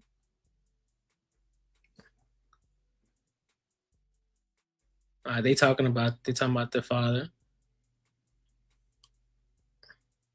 Let's see. I've been to Indy plenty of times, so I'm like, damn, Indy. I ain't never seen Indy like this. This shit live. Yeah. Damn. So I'm having a good time, drinking, doing all type of stuff. At this point, my eyes, my speech, this is not a good interview. Right. You know what I'm saying? Like, you don't have a few. You don't have a few. I'm out and I'm having a good time. Correct. I'm having a great time. Like, y'all just won. Like, it's like, why do you want to do a soup like what we doing? That's what he wanted. Right. For me and him to go, he like, I could set this up. Bro. At that very moment, not at a later That's date. what I'm saying. I'm like, you're not even trying to schedule nothing, my man. You talking about pull it out right now, lock in right now. I'm like, that's nuts. Gee, I can't really do that. I told him a couple times. And then we got outside and it was like, I don't know. I don't know what happened. Once he seen me finna walk to the car, it's like he just started getting tough. Then he pulled in Indiana. Like that it's court system kids. Like you can't have excuse me. Oh no. Oh, he drinking. Court system kids where it's like while you're playing, that BM is just draining your account per month, but you're not even seeing or feeling it because you playing. Because you playing, yeah. The moment you stop, if I ever get a private jet, y'all better take. And I'm gonna start selling them. Right. But I'll be pulling. You got a chance to see Jalen Johnson. Not Jalen Johnson. If the Lakers had to go through the Celtics for the sake of that's what he said. Got towards the tail end. Because I know a lot of we beat them to kick off the season. Fine line between self-confidence and delusion. That in itself. They was and then your mama like, well, he the only one. Like you was the one that get to have the house key and do whatever you want. And now but he also respected. It's like, bro, I just been trained to be Mellow homie. Like you and Mellow homies, but I'm not supposed to be your homie. Right. Like I feel like Mellow, if that media will, boy. Yeah. Is there an extent that it can go too far? Eating too good? No, man, come on, man. You shouldn't eat no. Sacramento, I had plantar fasciitis, couldn't play this, F that. Everybody was tweaking out like, oh, I'm like, bro, y'all can fill in whatever blanks y'all want, fam. Bro. And he pick up the phone for you, he get you. And then like, you know, that was like, I was real young. You know what I'm saying? Like, it didn't stick with me. I just where is it? Where's it at? You know what I'm saying? Like, whatever. Hey, As Chad. I got older, y'all my daughters do it to me. Which one is like, it? Luckily, what he talking I'm about? like, we got Uber Eats storyline. The check after we done today. Everybody else net 60, 30. Did that. Everybody loved it. We can start talk to them producers. We can start right there. All right, cool. So let's go into the super chat real quick. Yo, shout out to you.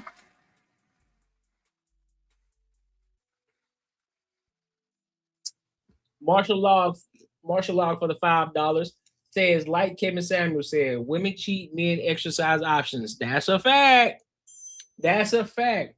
Thank you for the super chat, big dog. I appreciate you for investing into the platform. All right, so let's go ahead and go over to this Shannon Sharpe and Iman Shumpert topic, and then I give my thoughts and opinions on it. All right, so let's go. Director, nobody else. You know what I'm saying? Ain't never gonna see him again, which is fine. I'm not saying there's nothing wrong with that. But to be a part of something with Wayne where it's like every week or so, 2 weeks, whatever, it's like we're still doing the job. And then he accepted my life because I'm like, you know, I'm like, gee, I ain't gonna lie. Sometimes ESPN call me, FanDuel might call me. I gotta do my pod, you know what I'm saying? My daughters might go, I'm like, I ain't gonna lie. I am gonna like hit you with the, man, I can't do it, sorry. Yeah. You know what I mean? He was like, no, I get it. He like, the more you do, the more I could play it into the storyline, the more we can make it to where you promoting us, we promoting you, and this is a good marriage. You know what I'm saying? And it was like the way he spoke and how calm he was about it. I'm like, bro, this all makes sense. I've been rocking with dude ever since, though. I ain't gonna lie. The shot. You filming, you did that. No, yeah. He over with. Rob down. Rob ain't coming back, G. Come on, man. They done got you up out of there? Oh, Rob, yeah, he had to lay on his mama's porch. It was I ain't gonna lie though, Lita. I ain't gonna lie. That was an epic go out, dog. I watched it. It was hard for me to watch. When I saw Lynn in slow mo, they playing the music. I stopped. I'm getting emotional as hell, Shreddy. Yeah, this. I ain't gonna lie. When we filmed it, I do want to tell y'all this. When we filmed it, there was a take that I damn near was asleep because it was cold as hell outside, and I still had to shoot it. But I had these heat things. So we sitting in between shots. They changing one of the shots and everything. I fall asleep low key. See what I'm saying? I don't know how. I'm a Chicago kid. It was cold, but I was asleep. And it was late. Lynn came to do it, and she grabbed me and started like pulling me. Like I let myself just like, you know what I'm saying? Cause I'm gone. But then in the middle of doing that shit, she started screaming and crying. I look out this eye right here. I look at her. Shouldn't have did that. Tried to close it. When I closed it, tears. I'm like, bro, I'm not hurt. It's nothing wrong with me. But I'm sitting in a plastic bag laying on my mama's steps. What up, better, huh? Like, and it was like just being like that and then seeing her, it would just tweak me out real quick. I was like, oh no, I don't like this. I don't like this acting, man. I don't like this. I don't like this. It got too real, bro. But she just went crazy with that. But yeah, the shot was fun. Well, obviously, you, like you said, you did Country Wayne, you did actually The Shy. Auditioning. Is there something that you auditioned for that you didn't get? You like, damn, I wish I could have got that part. Yeah. I had well, it ain't that I ain't get it. I just wish I could have did it. It was this movie I was supposed to do, but we just scheduling wise, it just wasn't gonna happen. Right. And I wasn't gonna pass on the NBA. It's just hard. For me, it's hard to say no when basketball is involved. It's just. So is basketball still an option for you now? Would you go if somebody called? Oh yeah, if one of my guys was like, hey bro, get in shape. We need you right quick. I'm like, all right.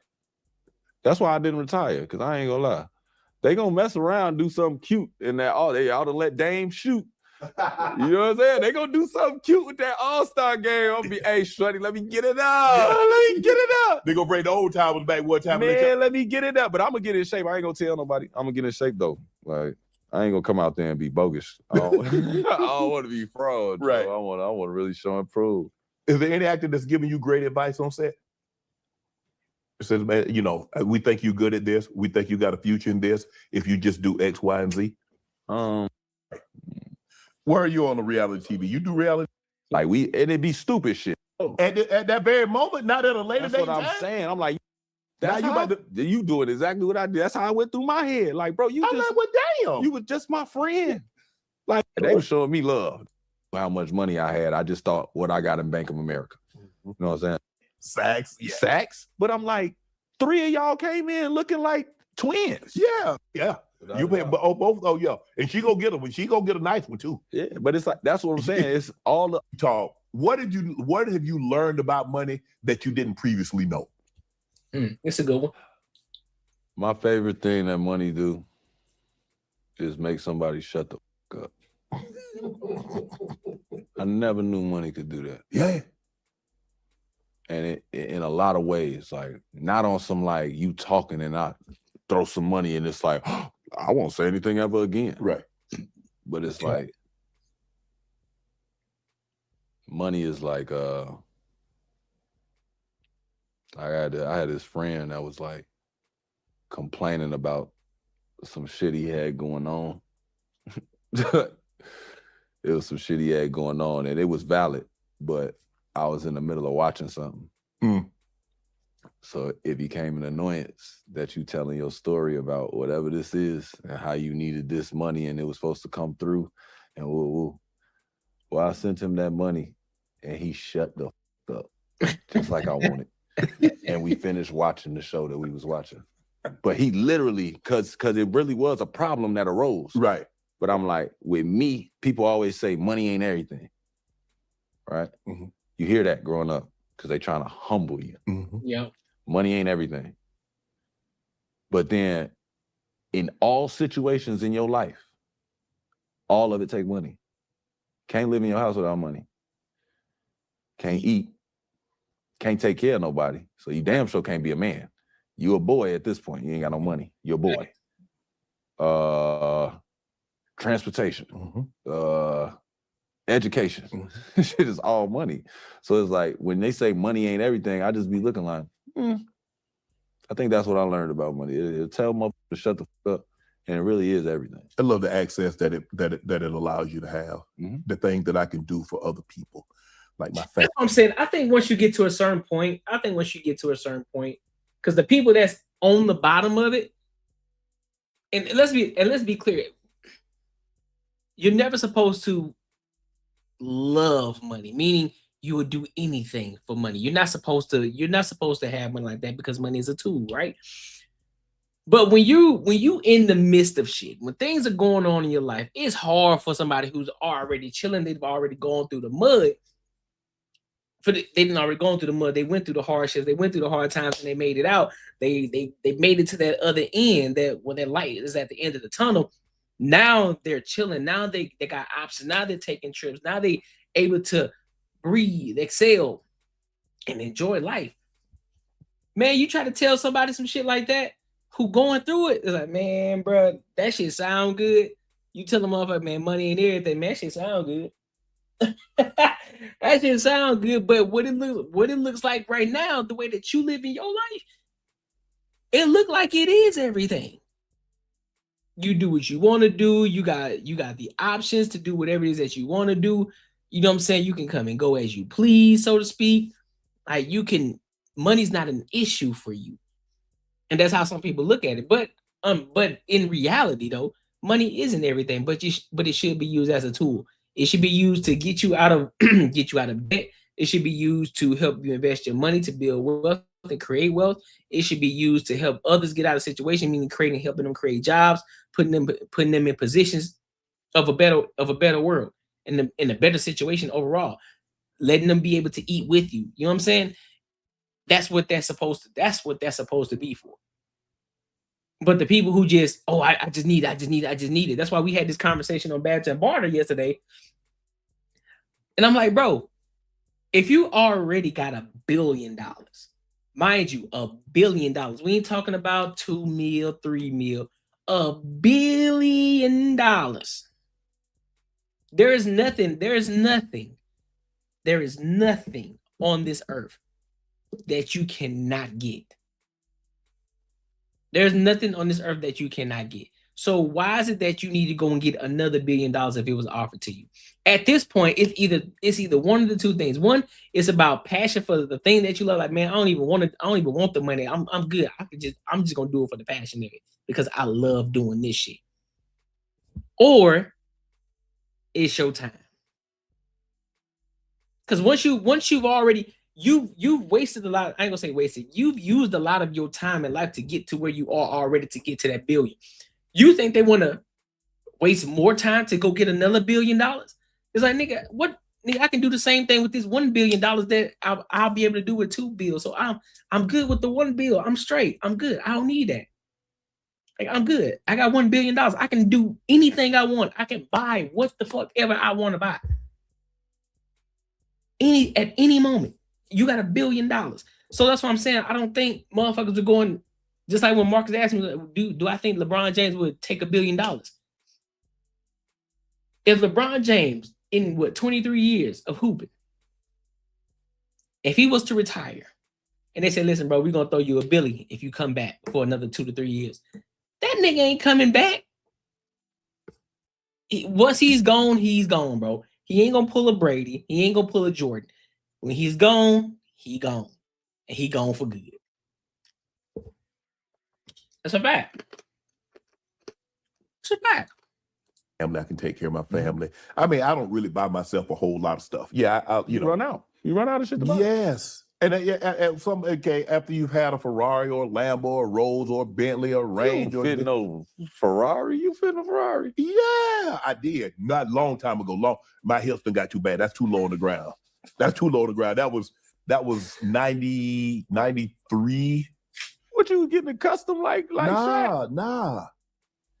How y'all ass in it? I'm uncomfortable sometimes driving my McLaren. Sometimes I'll be having to like get my. I ain't big as Shaq. I know Shaq ain't getting. You got to show you a football player. You got. Yeah, but I fit because I wanted to fit. You dropped the top of that.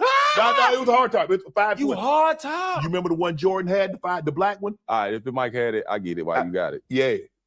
That black dude. That 5'12" to y'all. I had to get it. I had to get it. Too? You had the cigar when you got out? No. I was my brother. With a can't go hat. I was just, you had to have it. There's certain things, watching Miami Vice growing up. Yeah. I said, if I ever got some money, I want a Rolex, I wanted a Versace silk shirt and some linen pants, and I wanted a Ferrari. Word. Want a Ferrari. That's crazy. Yeah, man. I always wanted I wanted a watch. I wanted it to be man. I ain't make one yet. What? Let me make sure this is the right one because I want to make sure I'm looking at the right one. Because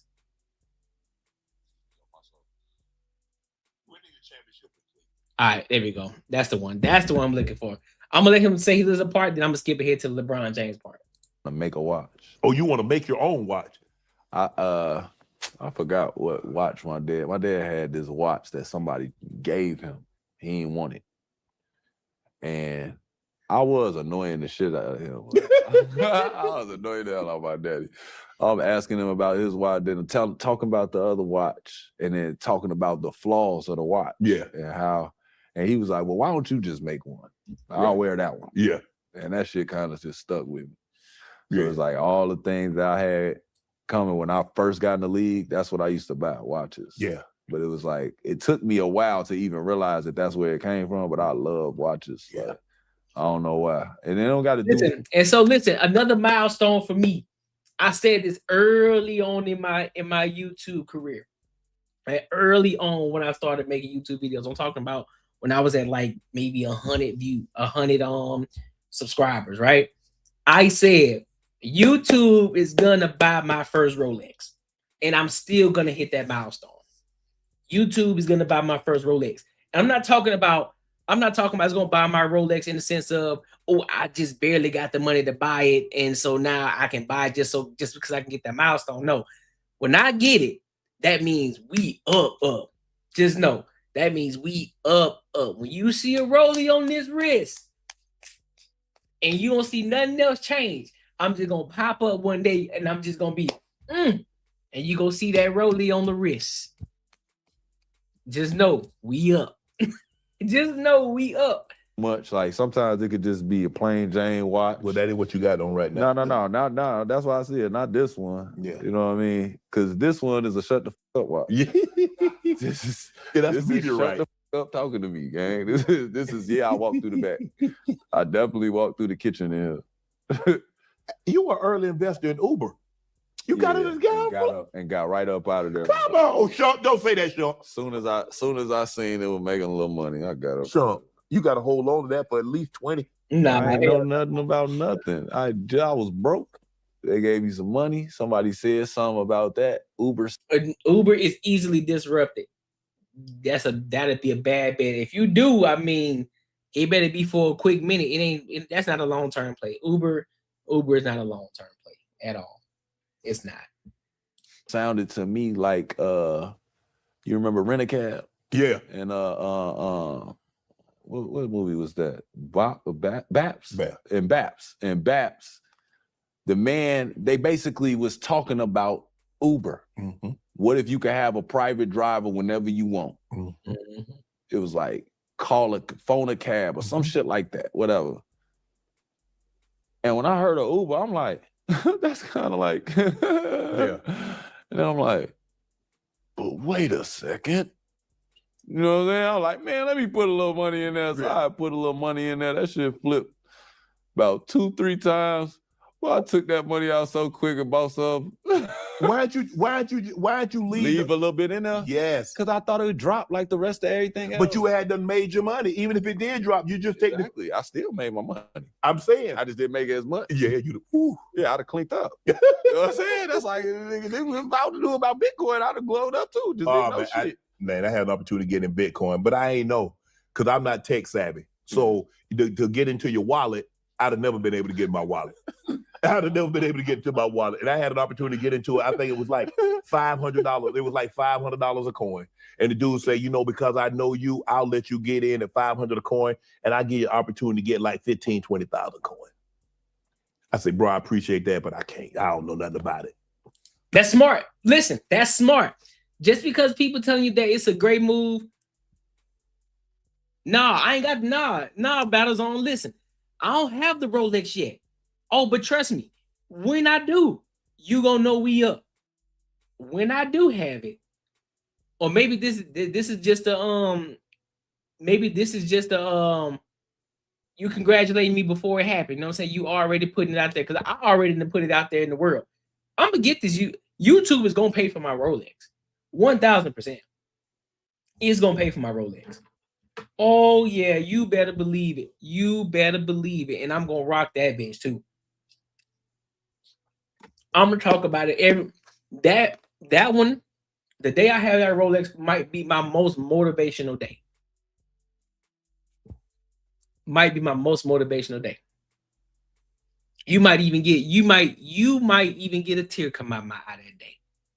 Who knows? We don't know. Who knows? We don't know. Oh shit. But yeah, like I was saying though, just because motherfuckers tell you, hey bro, put your money in this right here, bro. I'm telling you, bro. I'm telling you, gonna make money. Listen, bro, do your due diligence. Do your due diligence. Just because everybody else say it, hey bro, this is a good investment. Nah, do your due diligence. Do your own research. Don't take their word for it. Take that shit with a grain of salt before you put your money into something. Hey, I blew it, but he blew it. I messed up. I messed up. I'm gonna hold my L. Yeah. I ain't know nothing about it. I mean, like I said, I couldn't have got into the wallet. I ain't gonna lie. That'd have been too much. You had way too much you on your hands, bro. That'd have been too much. You definitely wouldn't be doing this. You wouldn't be. Oh yeah. I would have, because I wouldn't have been able to get into the wallet. So I'd have had to keep doing it. Because without the wallet, you can't open the wallet. It's useless. You got all that money just sitting at it. It's like your account. It's like you got all this money in this account, and the government got your account frozen. You see what's in there, but you can't get. I got the new iPhone, and I didn't used to like it, but. Yeah, they got my eye scan. I can't do y'all ain't got to worry about me doing no crime. They got my fingerprint, eyes. You feel me? If they could, you go to the airport, if you don't, if you got my voice. If you got I'm clear too. Oh yeah, they done got everything. You done got touchless. You got everything, so you ain't getting away with nothing. Yeah, I drive a Tesla now. It's wonderful. I'm like, how they think of this? Every time I forget a password, they be like, "You want to use your eyes?" Yep. You damn sure I do. You want to save this password to the wallet? I damn sure do. We had G Herbo on, Sean, and we had somebody else on also. Herbo. And we asked them, is Derrick Rose bigger to Chicago than Mike? Mike. Yeah. Mike's more to the game. Yeah. to Chicago. Just we choosing sides. Michael, North Carolina boy. We happy we got him. Yeah. We happy what he did for the city. Pooh was born here. Yeah. And really did this. Like they followed him in high school. Simeon. We followed him to Memphis. Yup. We followed him to the league. Then he the youngest MVP. Yeah. And he brought that shit home to Chicago. He held that motherfucker up in Chicago. We're like, oh man. Yeah, Pooh is just I ain't gonna lie. And it's weird because I played with him Rose was in Cleveland. Got to play against him. Me and him didn't get to go head to head until I got drafted because I lost in the Christmas tournament. It's a Christmas tournament? No, not Christmas. The Pontiac tournament. I lose in the Pontiac tournament. I lost the round before, but I was supposed to face him my junior year. We were supposed to see him in the championship. Chicago never got to see it.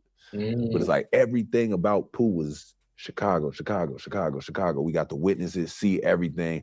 It's like, yeah, you went to the league and you might not ever get 6 rings like Mike, but Mike will never be from here. Right.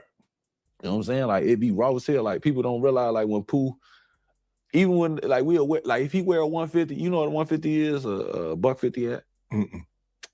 It's like a hat with a clock on it. No, I ain't never heard of that. I know what a $150 scar is, but I don't know. The 150s. Yeah. We had the 150s and shit, but it's like we wear 150s. Like most people will look at that and be like, huh? But Pooh will have a 150 on. He'll wear a Pelly. But it's like you can be him for the day. Like you can see yourself in Pooh. Nigga can't see theyself in Mike. 6'6", black as hell, don't miss a game with her. You ain't lost in the finals, nigga. I ain't never been like you. Never. Yeah. You know what I'm saying? So it's like when you see Pooh, even though Pooh does stuff that's so amazing, he's also the dude that after the game makes his team wait on that bus while he signed every autograph. Signed every autograph. I'm like, what? Like, what make you that? I'm like, why are you such a good person? That's how I get to looking at when I play with him in Cleveland. Why you so nice? You know you the youngest MVP ever. Right. You got a little you buddy too. These people, you ain't got to do that. Not every one of them. He's just so personable, right, in that manner. Like, I know for the longest everybody thought he was like too quiet and shit, but you grew to appreciate it because when he speak, it means something. Right. It hit. You know what I'm saying? Like I always felt like that. It's no disrespect to Mike, but D-Rose homegrown, so. That's fact. All right, give me your Mount Rushmore basketball players from the Chicago area. You got D Rose, D Wade, Isaiah Thomas, Anthony Davis, Tim Hardaway, Antoine Walker, Q, P. Bev, and Doc Rivers. You only get 4 show. I'm gonna go.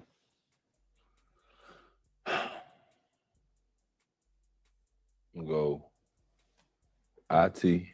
I'm gonna go Pooh. I'm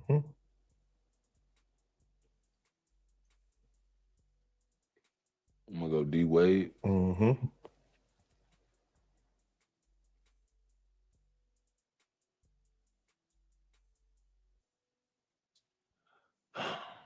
You know, I'm biased too. I'm biased. I'm gonna throw Q Rich in there. I gotta throw Q Rich in there just because, like, it's the same way people don't understand. Like when people be like, "Who your favorite player was growing up?" As much as I like Mike, I'll be like, "J Kidd." They be like, people be thrown off. Like, why you? Kid was tough though. What I'm about? But with Q Rich, I was one of them guys that is like, you got to 360 me. The NBA had to 360 me. You got to get me. The game got to be good. The jerseys got to be raw. The crowd got to be nice. You know what I'm saying? Yeah. Like, sell everything to me. When Q Rich and D Miles used to. Yeah. Hey, that shit was tough. I ain't gonna hold you. Shorty, like, as a shorty though, I remember mixing somebody, do something crazy, get to the cup. Naturally, I remember that. DePaul didn't even recruit me. Right. You know what I'm saying? But it's like, I was a hometown kid. It's like, y'all could have got me off that alone. Yeah. They doing that. I'm like, what is that? That's so cool. Yeah. So cool. Yep. So yeah, seeing Q Rich, the only reason I'm going, all right, so I'm gonna say Q Rich, right? And then I'm gonna put Will Bynum up there too. We're gonna make a new Mount Rushmore because thrill mean so much to Chicago. Will had crazy game, man. People that I don't think people appreciated him when he was in Indiana. You can't appreciate Will Bynum unless you come to the Pro-Am and let him walk the ball down the sideline while everybody's standing up. Right. He could trade baskets with anybody in the world. And I used to watch him as a kid. Mm-hmm. So shout out Will Bynum, man. That's one of the dudes that when I went to Tech, that's why I felt so safe. He transferred there. Okay. And then played with Jared Jack. But that was a good way. That was a good selling point for Coach Hewitt to say, you know, we got Will. You got Wills down here. Right. You know what I'm saying? Yeah. It was like, yeah, Thrill down. Like, boy, you can put me on the phone with Thrill. Yeah, so yeah, shout out to that boy, man. Shout out TA too, man. Tony Allen did a lot of taking me under his wing. It gets harder here. Now, oh shit. I don't think there's any argument with the two guards. You get Jordan, you get Kobe. But there's been a lot of debate with the three. Yep. The number three, two guard, James Harden and D Wade. You played against both of them. I think you played a half a year with D Wade in Chicago, in Cleveland. Mm-hmm. So with the Beard, Houston Beard, Miami D Wade. Who's better? Yeah. Who's number three on the two guards? Shit. D Wade. God dang. I mean, you know. He said Houston Harden versus D Wade. Oh fuck. Yeah, I'm with Iman on this one. I gotta go Wade. Bro. But it's close. But I gotta give it to Wade. I gotta give it to Wade. Hey, you know, Beard was like that. That step back. I ain't gonna lie. It's a preference for me. Yeah. Okay. Like D Wade was a different type of animal. Mm-hmm. That was another one of my favorite guys growing up. Like just because when I watched him at Marquette, just some of the movements he did, it was just like I think like that. Yeah. Like, you know what I mean? Like, yeah, he performing at a different rate. He in the league, he doing this, but I'm like, I'd have did that, but we got what you call it though. They could stay in the lane with us. Like when they got to clean, when they start having to cleanse, I'm definitely pulling that. Yeah. I'm like, I can't do it yet because I got to play the rules of high school. You know what I'm saying? Being younger. But yeah, watching D Wade, I haven't seen so much D Wade film. Facts. Like you got to think, a lot of James Harden's whole shit is shooting threes. Facts. That goes against everything I believe in Chicago. Like being a Chicago kid, we is not allowed to shoot threes. If you lost because you were shooting threes, everybody gonna be, hey, I ain't going to see him play. He ain't got no will to win. Yeah. You know what I'm saying? Don't get me wrong, James is one of the top scorers to ever do this. But it's like, if you gonna show me a guy that drives and go get it you know what I'm saying, get it out the mud that way, I want to watch him. So do people realize how D Wade the champion? Do people give D Wade the credit for how good he was before his knees started to give way? I don't give a fuck. Listen, I'm finna say some crazy. I'm gonna say some wild shit. I don't care. Y'all might clip this one. Y'all might call me crazy. In real life.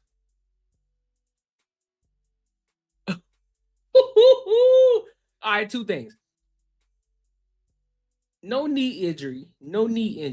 Tracy McGrady was better than Kobe Bryant.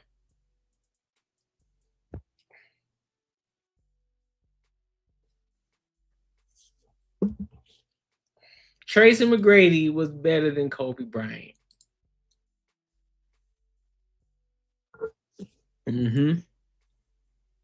Dwayne Wade,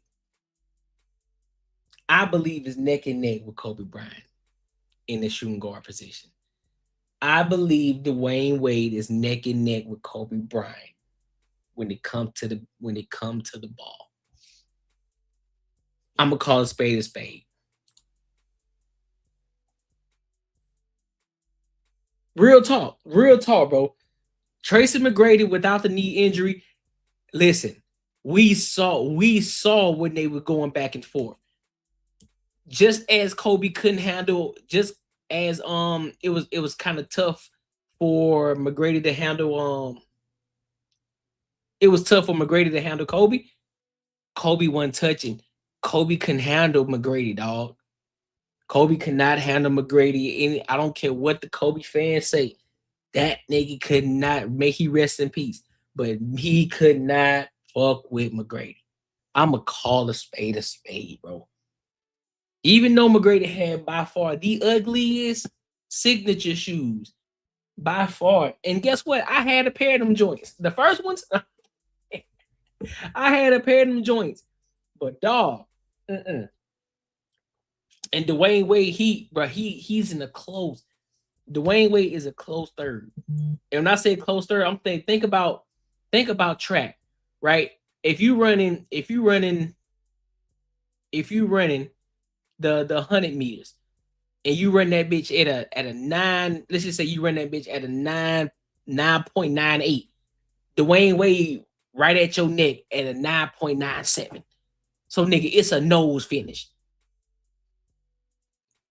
It's a nose finish. That's how close I think Dwayne Wade is when it comes to who's better in regards to Kobe versus Dwayne Wade. That's how close I really think it is. Hey, you see, it was right. It was right. That was offensive warfare. Man, that shit was crazy.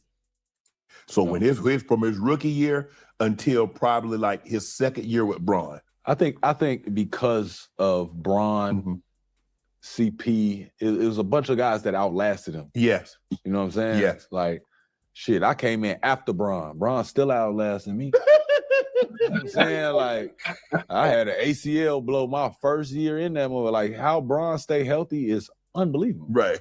But I think a lot of times D-Wade's greatness will get overshadowed because people have had, extended careers. You know what I mean? Even Melo is what, 17, 18? Yeah, Melo played about 19. Yeah, guys are getting up there in these years where it's like before we was thinking a good career, 12, 13 years. It's like, 12, 13. Yes, you was in there. Yeah. You did your thing. Excuse me. You probably got the fingers that go different ways and shit. Like, all the old players got the fingers that's critical. All fingers be going way the fuck out here, them big ass fucking hands. Like, let me see that thing, boy. But that be dribbling that bitch like this. The fuck is wrong with you, stiff hands? Like what's like Coach Prime with the fingers. Shit, what's going on with you? What's happening, baby? Type of stuff, but it's but now 15 to 20 years is gonna be commonplace because you look at Bron at 23, but you look at KD. KD got 18, even though he missed that year with thing. KD, you look at Steph. Steph ain't slowing down. Yeah, it's still. I can see Steph play another 3 to 5 years. I see KD can play another 3 to 5 years. How long Steph been in the league? Steph been in the league for, let me see. That was not smart.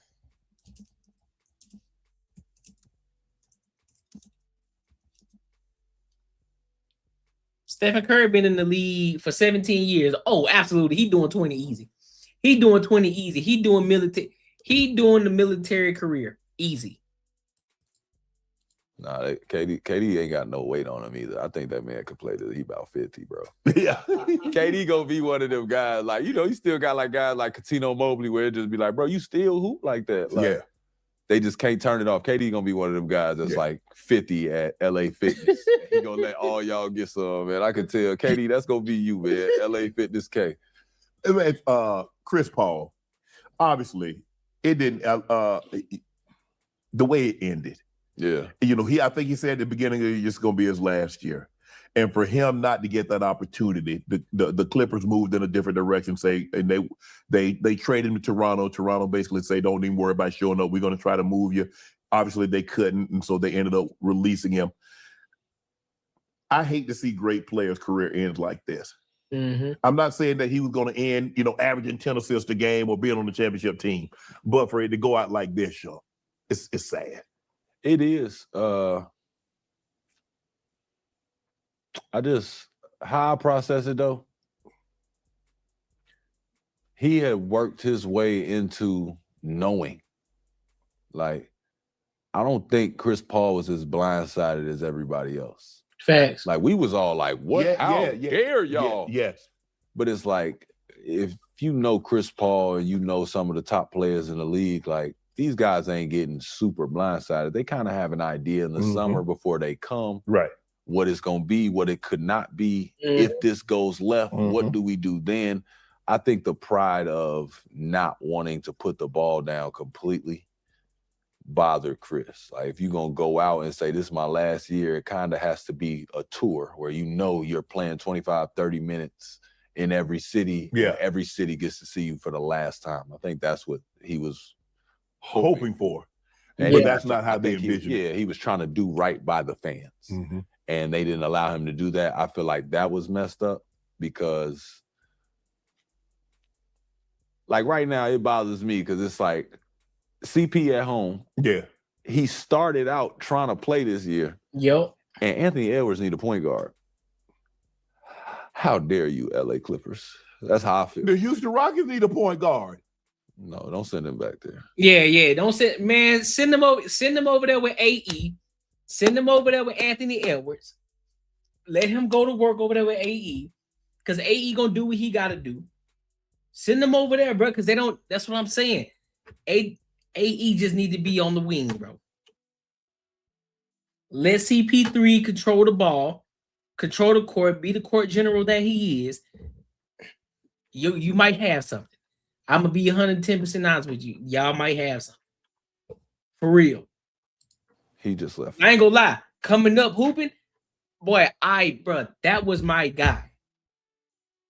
CP3, I modeled my entire game after CP3. Everything when it come to passing, how I played the point guard position, when it was time for me to score, I knew how to get a bucket. Whenever I needed one, I bet I got you. You need me to go get a bucket? Too easy. You need me to take over a game? Bet. You need me to have a 30, 40-point game tonight? I got you. Don't worry about it.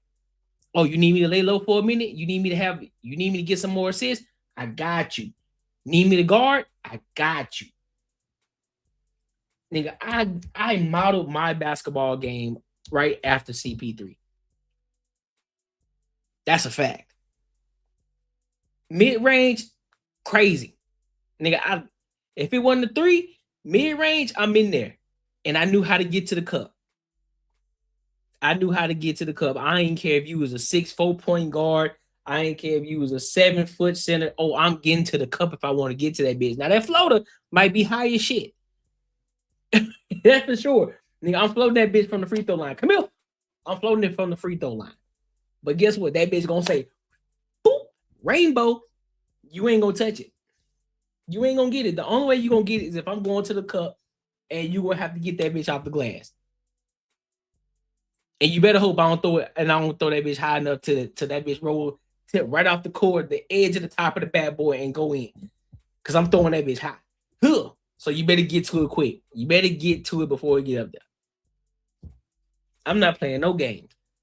From over there, it's okay. It's been a long time since he's been in Houston. No, it's okay. Let's send Ja over there or something. Ja have fun over there. Ja like wings. Clippers posted a tribute to Chris Paul. Chris Paul's wife responded, "Girl, bye." Wait, say it again. The Clippers posted a tribute video to CP. His wife like, "Girl, bye." Shout out to her. That's called standing on business, right? Right. Yeah, stand on that.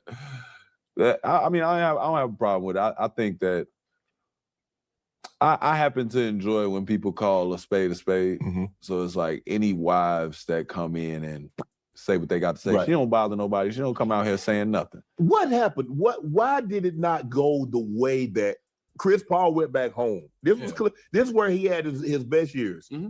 Lob City. Yeah. Why didn't it work? I don't know why it didn't. Okay. I don't know why they did it. I know why it didn't work. Why it didn't work? Same way it didn't work in Houston. He need the ball? They both need the ball.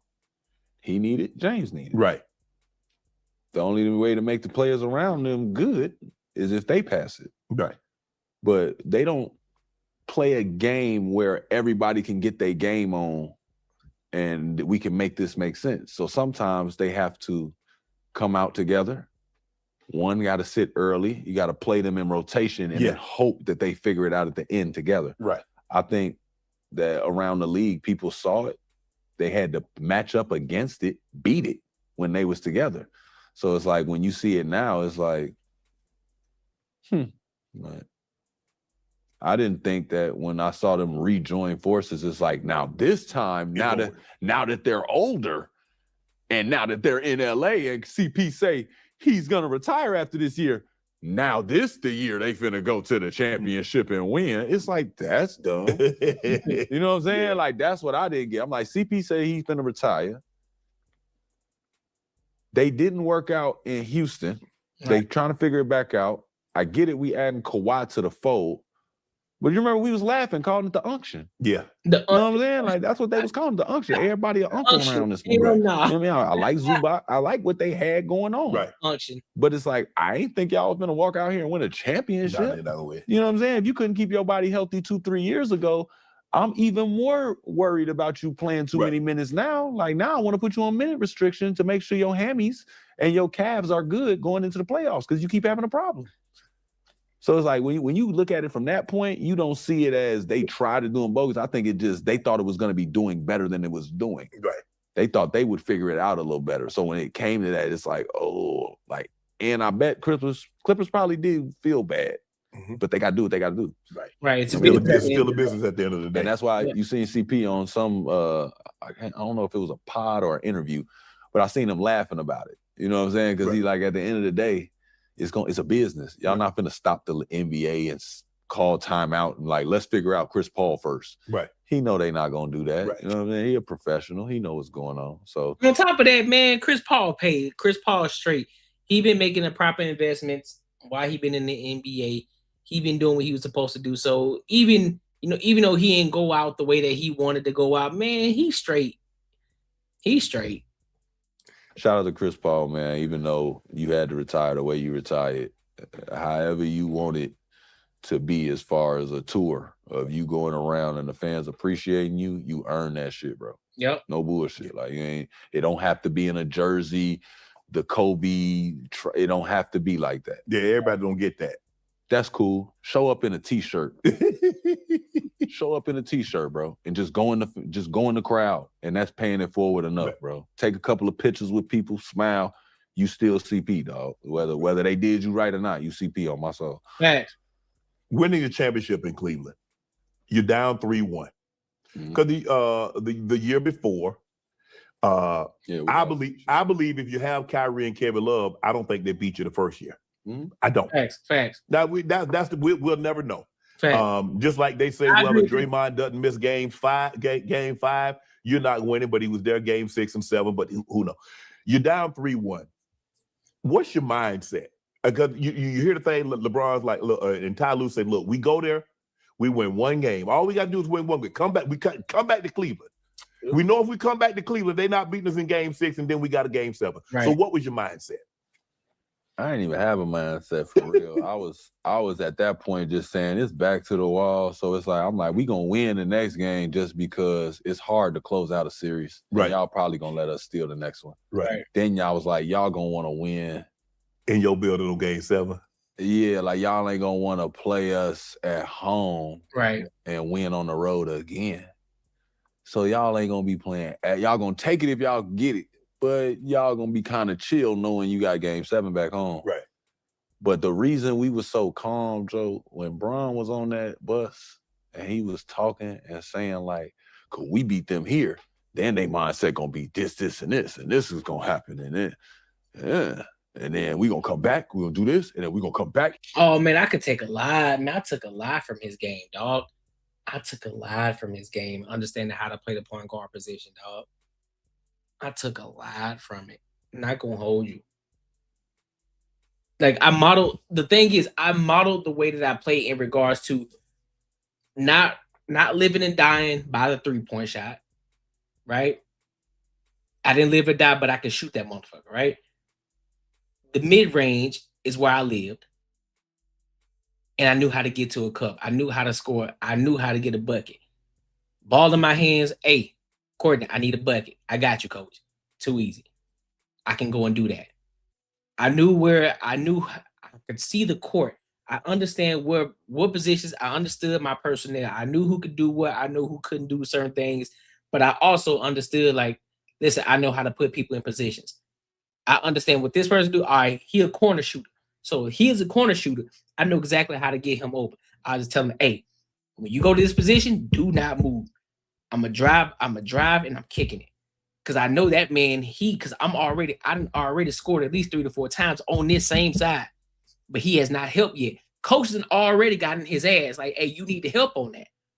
I know he's gonna help. So watch this. I'm gonna drive it. I'm gonna do the same fucking move. Pull up the left, put that bitch between the legs twice. Boom. Act like I'm going left. Hard cross. Boom. Straight to the. I'm talking about straight to the lane. Hard. Now I know he finna drop. Bet he finna help soon. As soon as I see him turn. As soon as I see old buddy get ready to turn, here I go. Straight to the corner. Knockdown. Bucket. Every time. Or eyes in the back of the head. I love the fast breaks. Oh, I love the fast breaks. I love the fast break. I lived and died by the fast breaks. Because when I get it, my head on the swivel. I'm seeing who running with me. It's either gonna be one or two things gonna happen.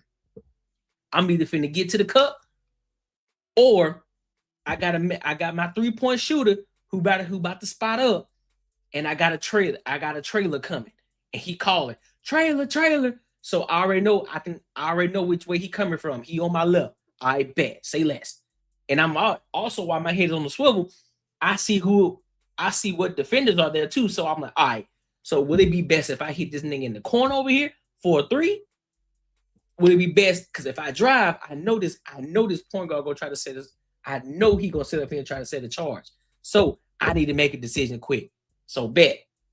Buddy coming fast. If this point guard try to step in to get this charge, I'm gonna dish this hole right to my trailing big man.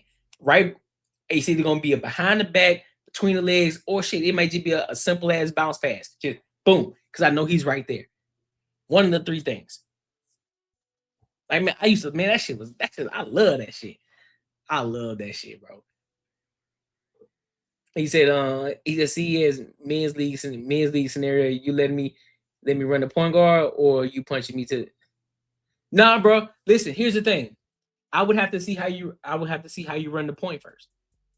Naturally, I'm going to the point guard position.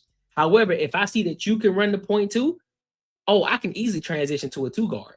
Oh, that's easy work. I'm going straight for the 2 because I can run the 2. I ain't no dunker, but but I'm a slasher too, though, because I know how to score. I can get a bucket. I don't have to have the ball in my hand. I can move without the ball. I can get open. You know what I mean? So I don't have to have it in my hand in order to make a play. I can all right, I got you. Like, oh shit, you running the 1? Bet I run the 2. I'll run the 2. I know how to get open. That's easy work. And a lot of times I liked it when I didn't have the ball in my hand. So now I can move how I want to move. Now I can pick where I want to go. Like, oh shit, I'm finna play. Oh yeah, we finna play catch the mouse over this bitch. Because I'm finna run. I'm coming through screens. I'm pinning you at I'm putting that leg right here, right there between your leg areas, so that way you can't get in front of me. Put my body against you, put that shoulder. Hey, ball. You ain't getting the ball, so it don't matter. You can be 6 feet, 6'2", 6'3", but I already got you pinned. You ain't getting the ball, so I'm telling you throw it to the outside. So I'm coming to it. Come here. Now I got you in the triple threat. Oh, it's Carmelo time. I'm not putting the ball on the ground yet. I'm all come here. Jab, fade, pump. I'm just seeing how you moving. I'm just seeing how your defense is, what your reactions are off of my triple threat. Boom. All right, he ain't jabbing. If I go left, he ain't going nowhere with it. But however, if I pump, and I act like I'm going right, he gonna bite hard on this shit. All right, too easy. Hook, boom, cross, straight to the left. Finish with the left. Easy work. But here, we're gonna be here for game 7, and that's when we send their. If he recovers quick, or if he's a quick recover, I'm gonna drive hard. I'm gonna hit him with it, pump, fake like I'm going right. I'm gonna cross that bitch to the left, and I'm gonna go hard as fuck to the left. But if he's a quick reactor and he knows how to get back on defense fast, guess what? I'm gonna hit a mean ass stop. Boom. Pull up. Midi. Ass home. And I'm looking like, this nigga just fast forward. You just simulated the season on your phone or some shit. Yeah, you simulate a season on 2K. Oh, just hit simulate. Oh, bro. But I remember sitting down thinking, because we back there, we conversating, everybody conversating, but I remember the plane getting extra quiet. It was either the plane or the bus. But we started getting quiet, and I seen everybody in their mind kind of just go like, yeah, that shit can happen, bro. Yeah. But it was like, he right. Yeah. When we beat them, they is gonna do that. I wouldn't want to win on the road again. You're like, wow, you might be on to something. Then Draymond got in trouble and got kicked out the game. We played that game 6 and they wasn't talking. That was the quietest game we ever played. Boy, we've been talking shit. Because that game 5, Kyrie and Bron go crazy. Oh, yeah. They go crazy. 41 and 41. LeBron had 41 points, 11 assists. Kyrie had crazy. Yeah. And then they come back game 6. LeBron goes 41 and I think 16 rebounds. It goes crazy again. And so now you got game 7. This for all the marbles.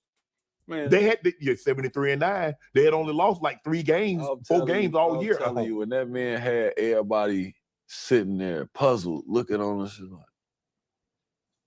like, we looking at him, and then I started thinking about it. Ain't nobody in our league been through this shit more than this man right here. Facts. This man know coaching styles now. Facts. Like, we preparing for Golden State's basketball team. Mm-hmm.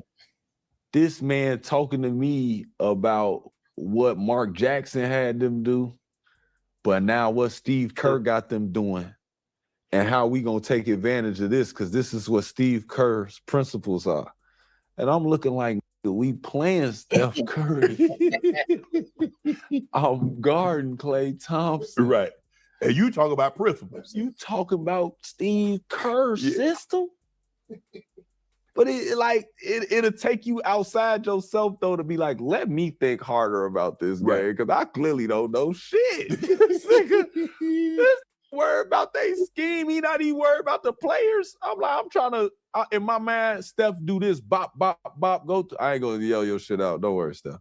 But you know what I'm saying? He go through his little movements, whatever, and I'm knowing, okay, he going, he about to pass this ball, and then we going off the 3 screen. Right. Soon as he throw it behind, while he throwing it behind his back, I'm already closing in the space to grab Steph, and we gonna go off of every screen. Right.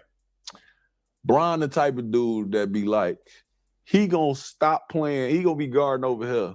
He know I gotta do that run. That man will stop doing whatever he doing, turn his body, and watch me run to see, like, if you hit him even a little bit, he's gonna completely leave his man and go, because he already know what the play is. Mm-hmm. Like, you watch him in all the playoff games, he always look around, they trying to take the ball out. No, don't let him go right here. Turn, get on this side, get on this side. Like, he gonna do that. Make him spin around, make him do this. Jump ball happen. Oh no, shut, come over here. Calm down, relax. Shut, get your ass over here. You go over there, they be done tap the ball, shit be right in your hand, laying the shit up. Like, God damn, like, how did he know? how the hell did he know? Because his NBA career is older than some people kids. Yeah. Like, the shit is really wild, but you start thinking about, like, he at 17, his man start working like a grown man. Like, at 17, we went to college, so it's like, now we're learning how to be, you learn how to be a young man. Mm-hmm. Like, I was a boy, and now I'm a young man. Mm-hmm. He skipped young man. Yeah, go straight to man. He skipped that. Straight to man, which I am the man. He went to being the man. So it's like, for him, when he unpacks and looks at a situation, it's like how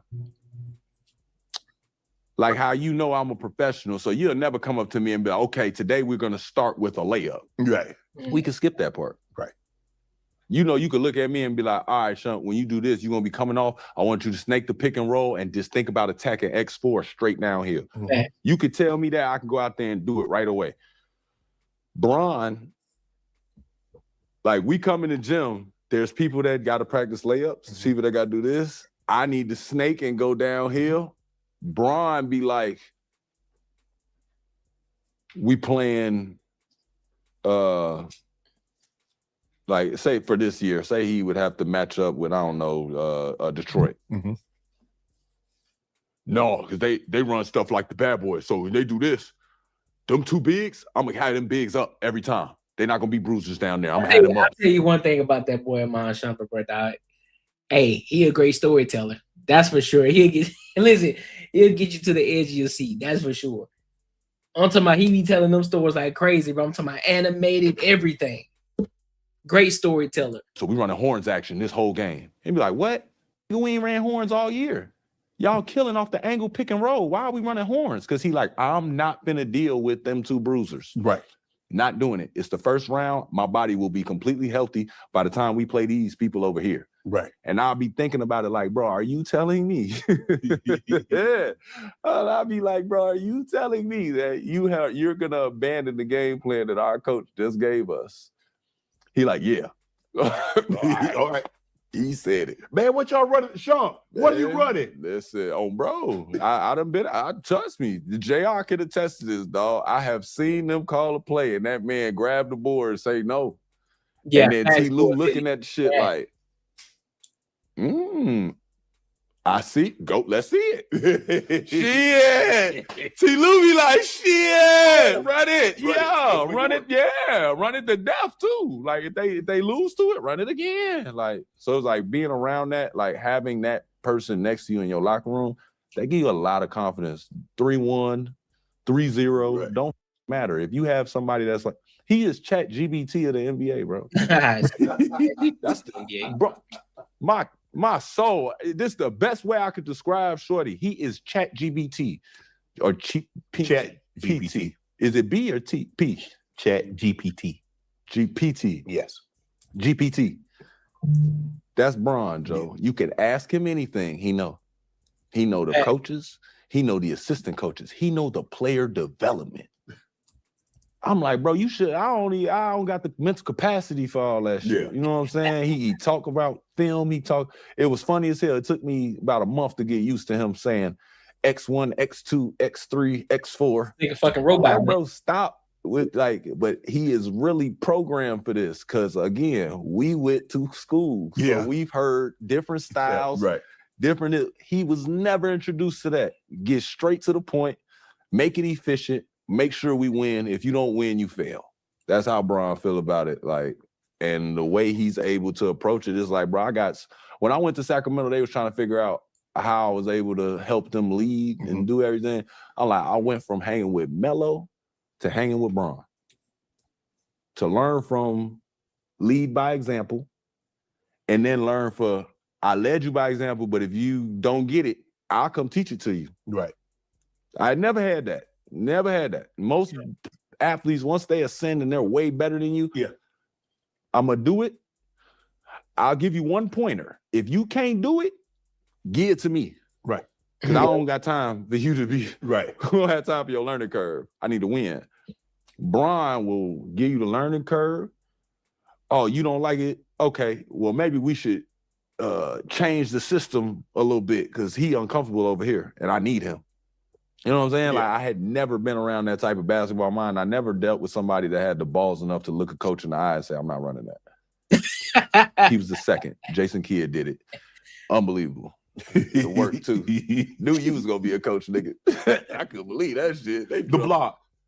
The block. Did you see, because somebody shot an air ball. The thing is, I couldn't even see LeBron being the coach. I couldn't see. I know that he knows the game, but I know that he would create his own. Well, I mean, he already got his own media production and all that good shit too. But I couldn't see him being the head coach. Now I can see him being the head coach for the youth. I can see that, but I can't see him being the NBA coach.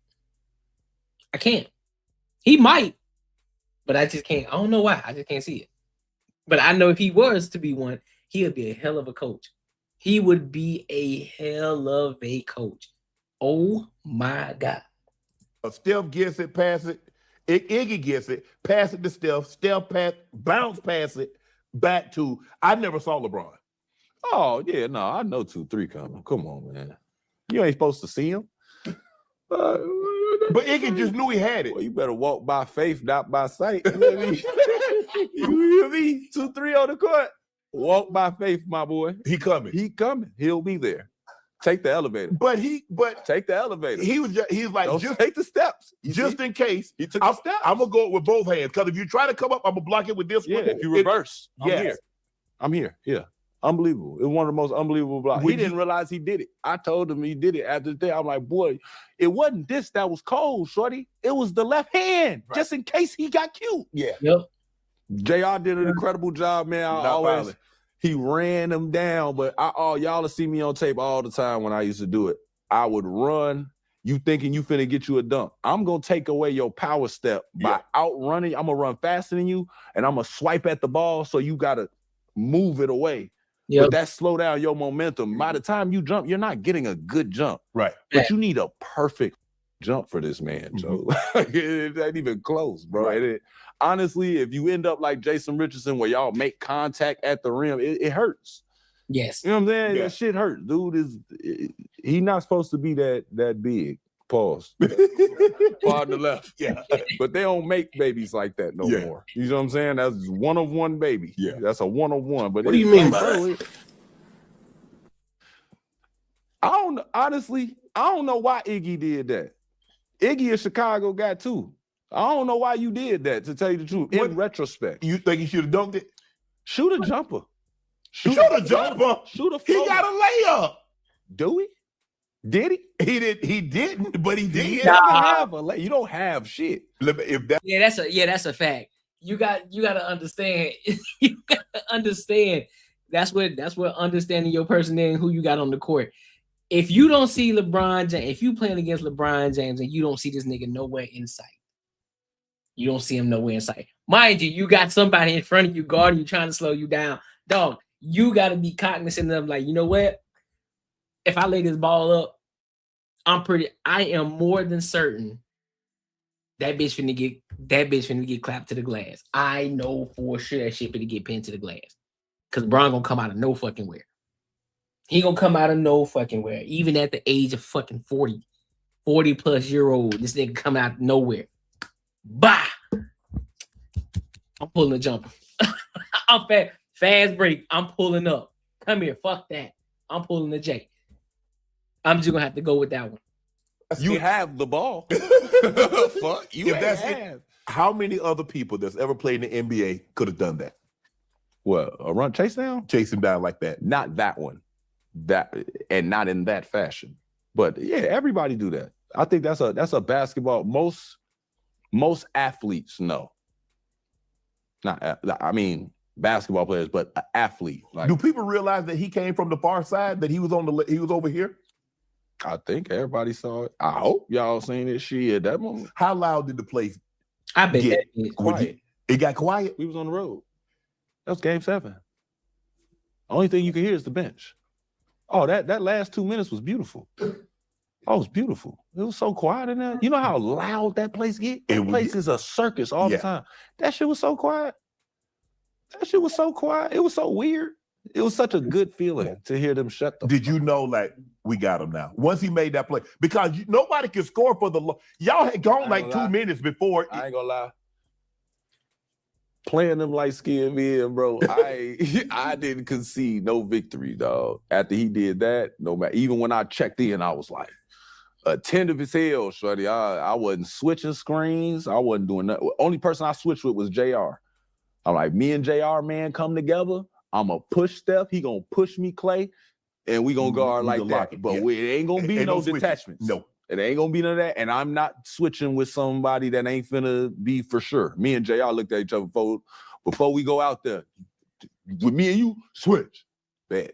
Everybody else, indecisiveness, it ain't finna be my fault, y'all. I'm going to run through a wall. If y'all see me coming, bet your money I'm running through it. You know what I'm saying? But I didn't, because we was playing Steph, like, they done hit so many big shots, G, and so many shots that it's like, that too?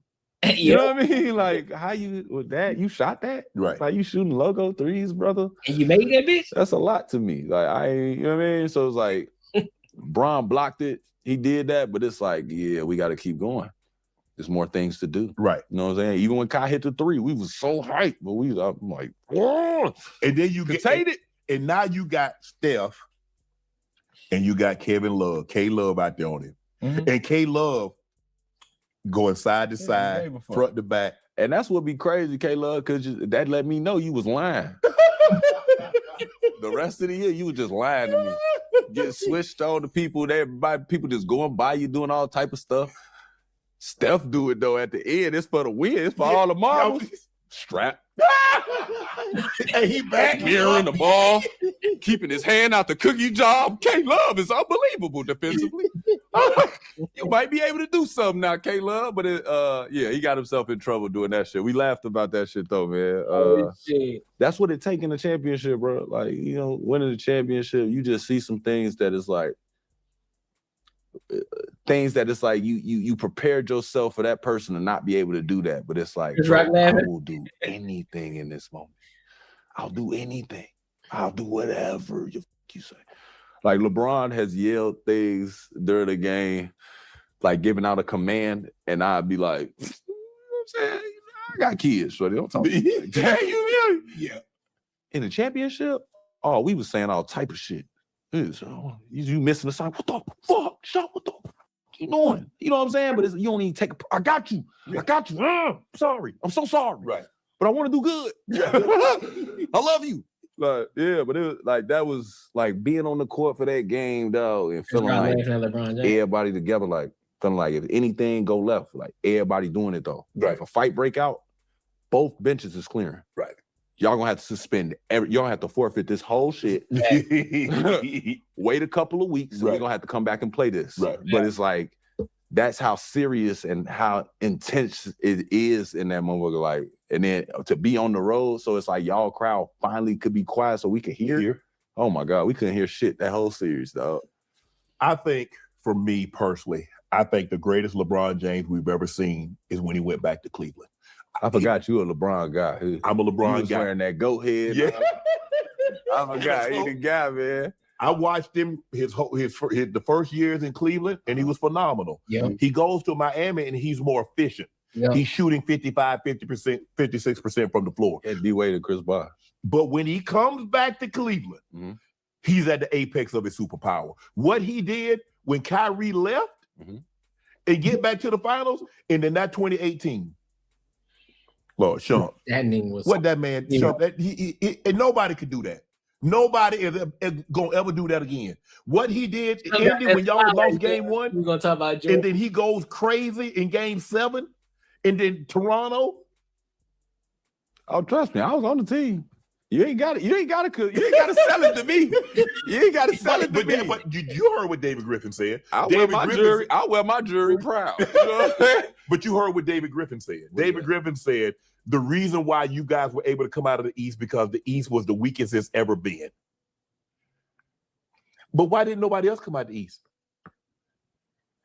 I don't be when people throw these random stats out here. This is the weakest the East been, or this is that. Then everybody should be in the league. Then I'm just trying to figure out. Tell me why nobody else, if it was so weak and only LeBron, because you had a 60-win Hawks team that you guys swept. But the West was just really good. So it's like when you have they dispersed the power over there in the West pretty well, I think. Yeah. I don't know how it got like that. It wasn't nobody coming out of the West but Golden State. Damian Lillard.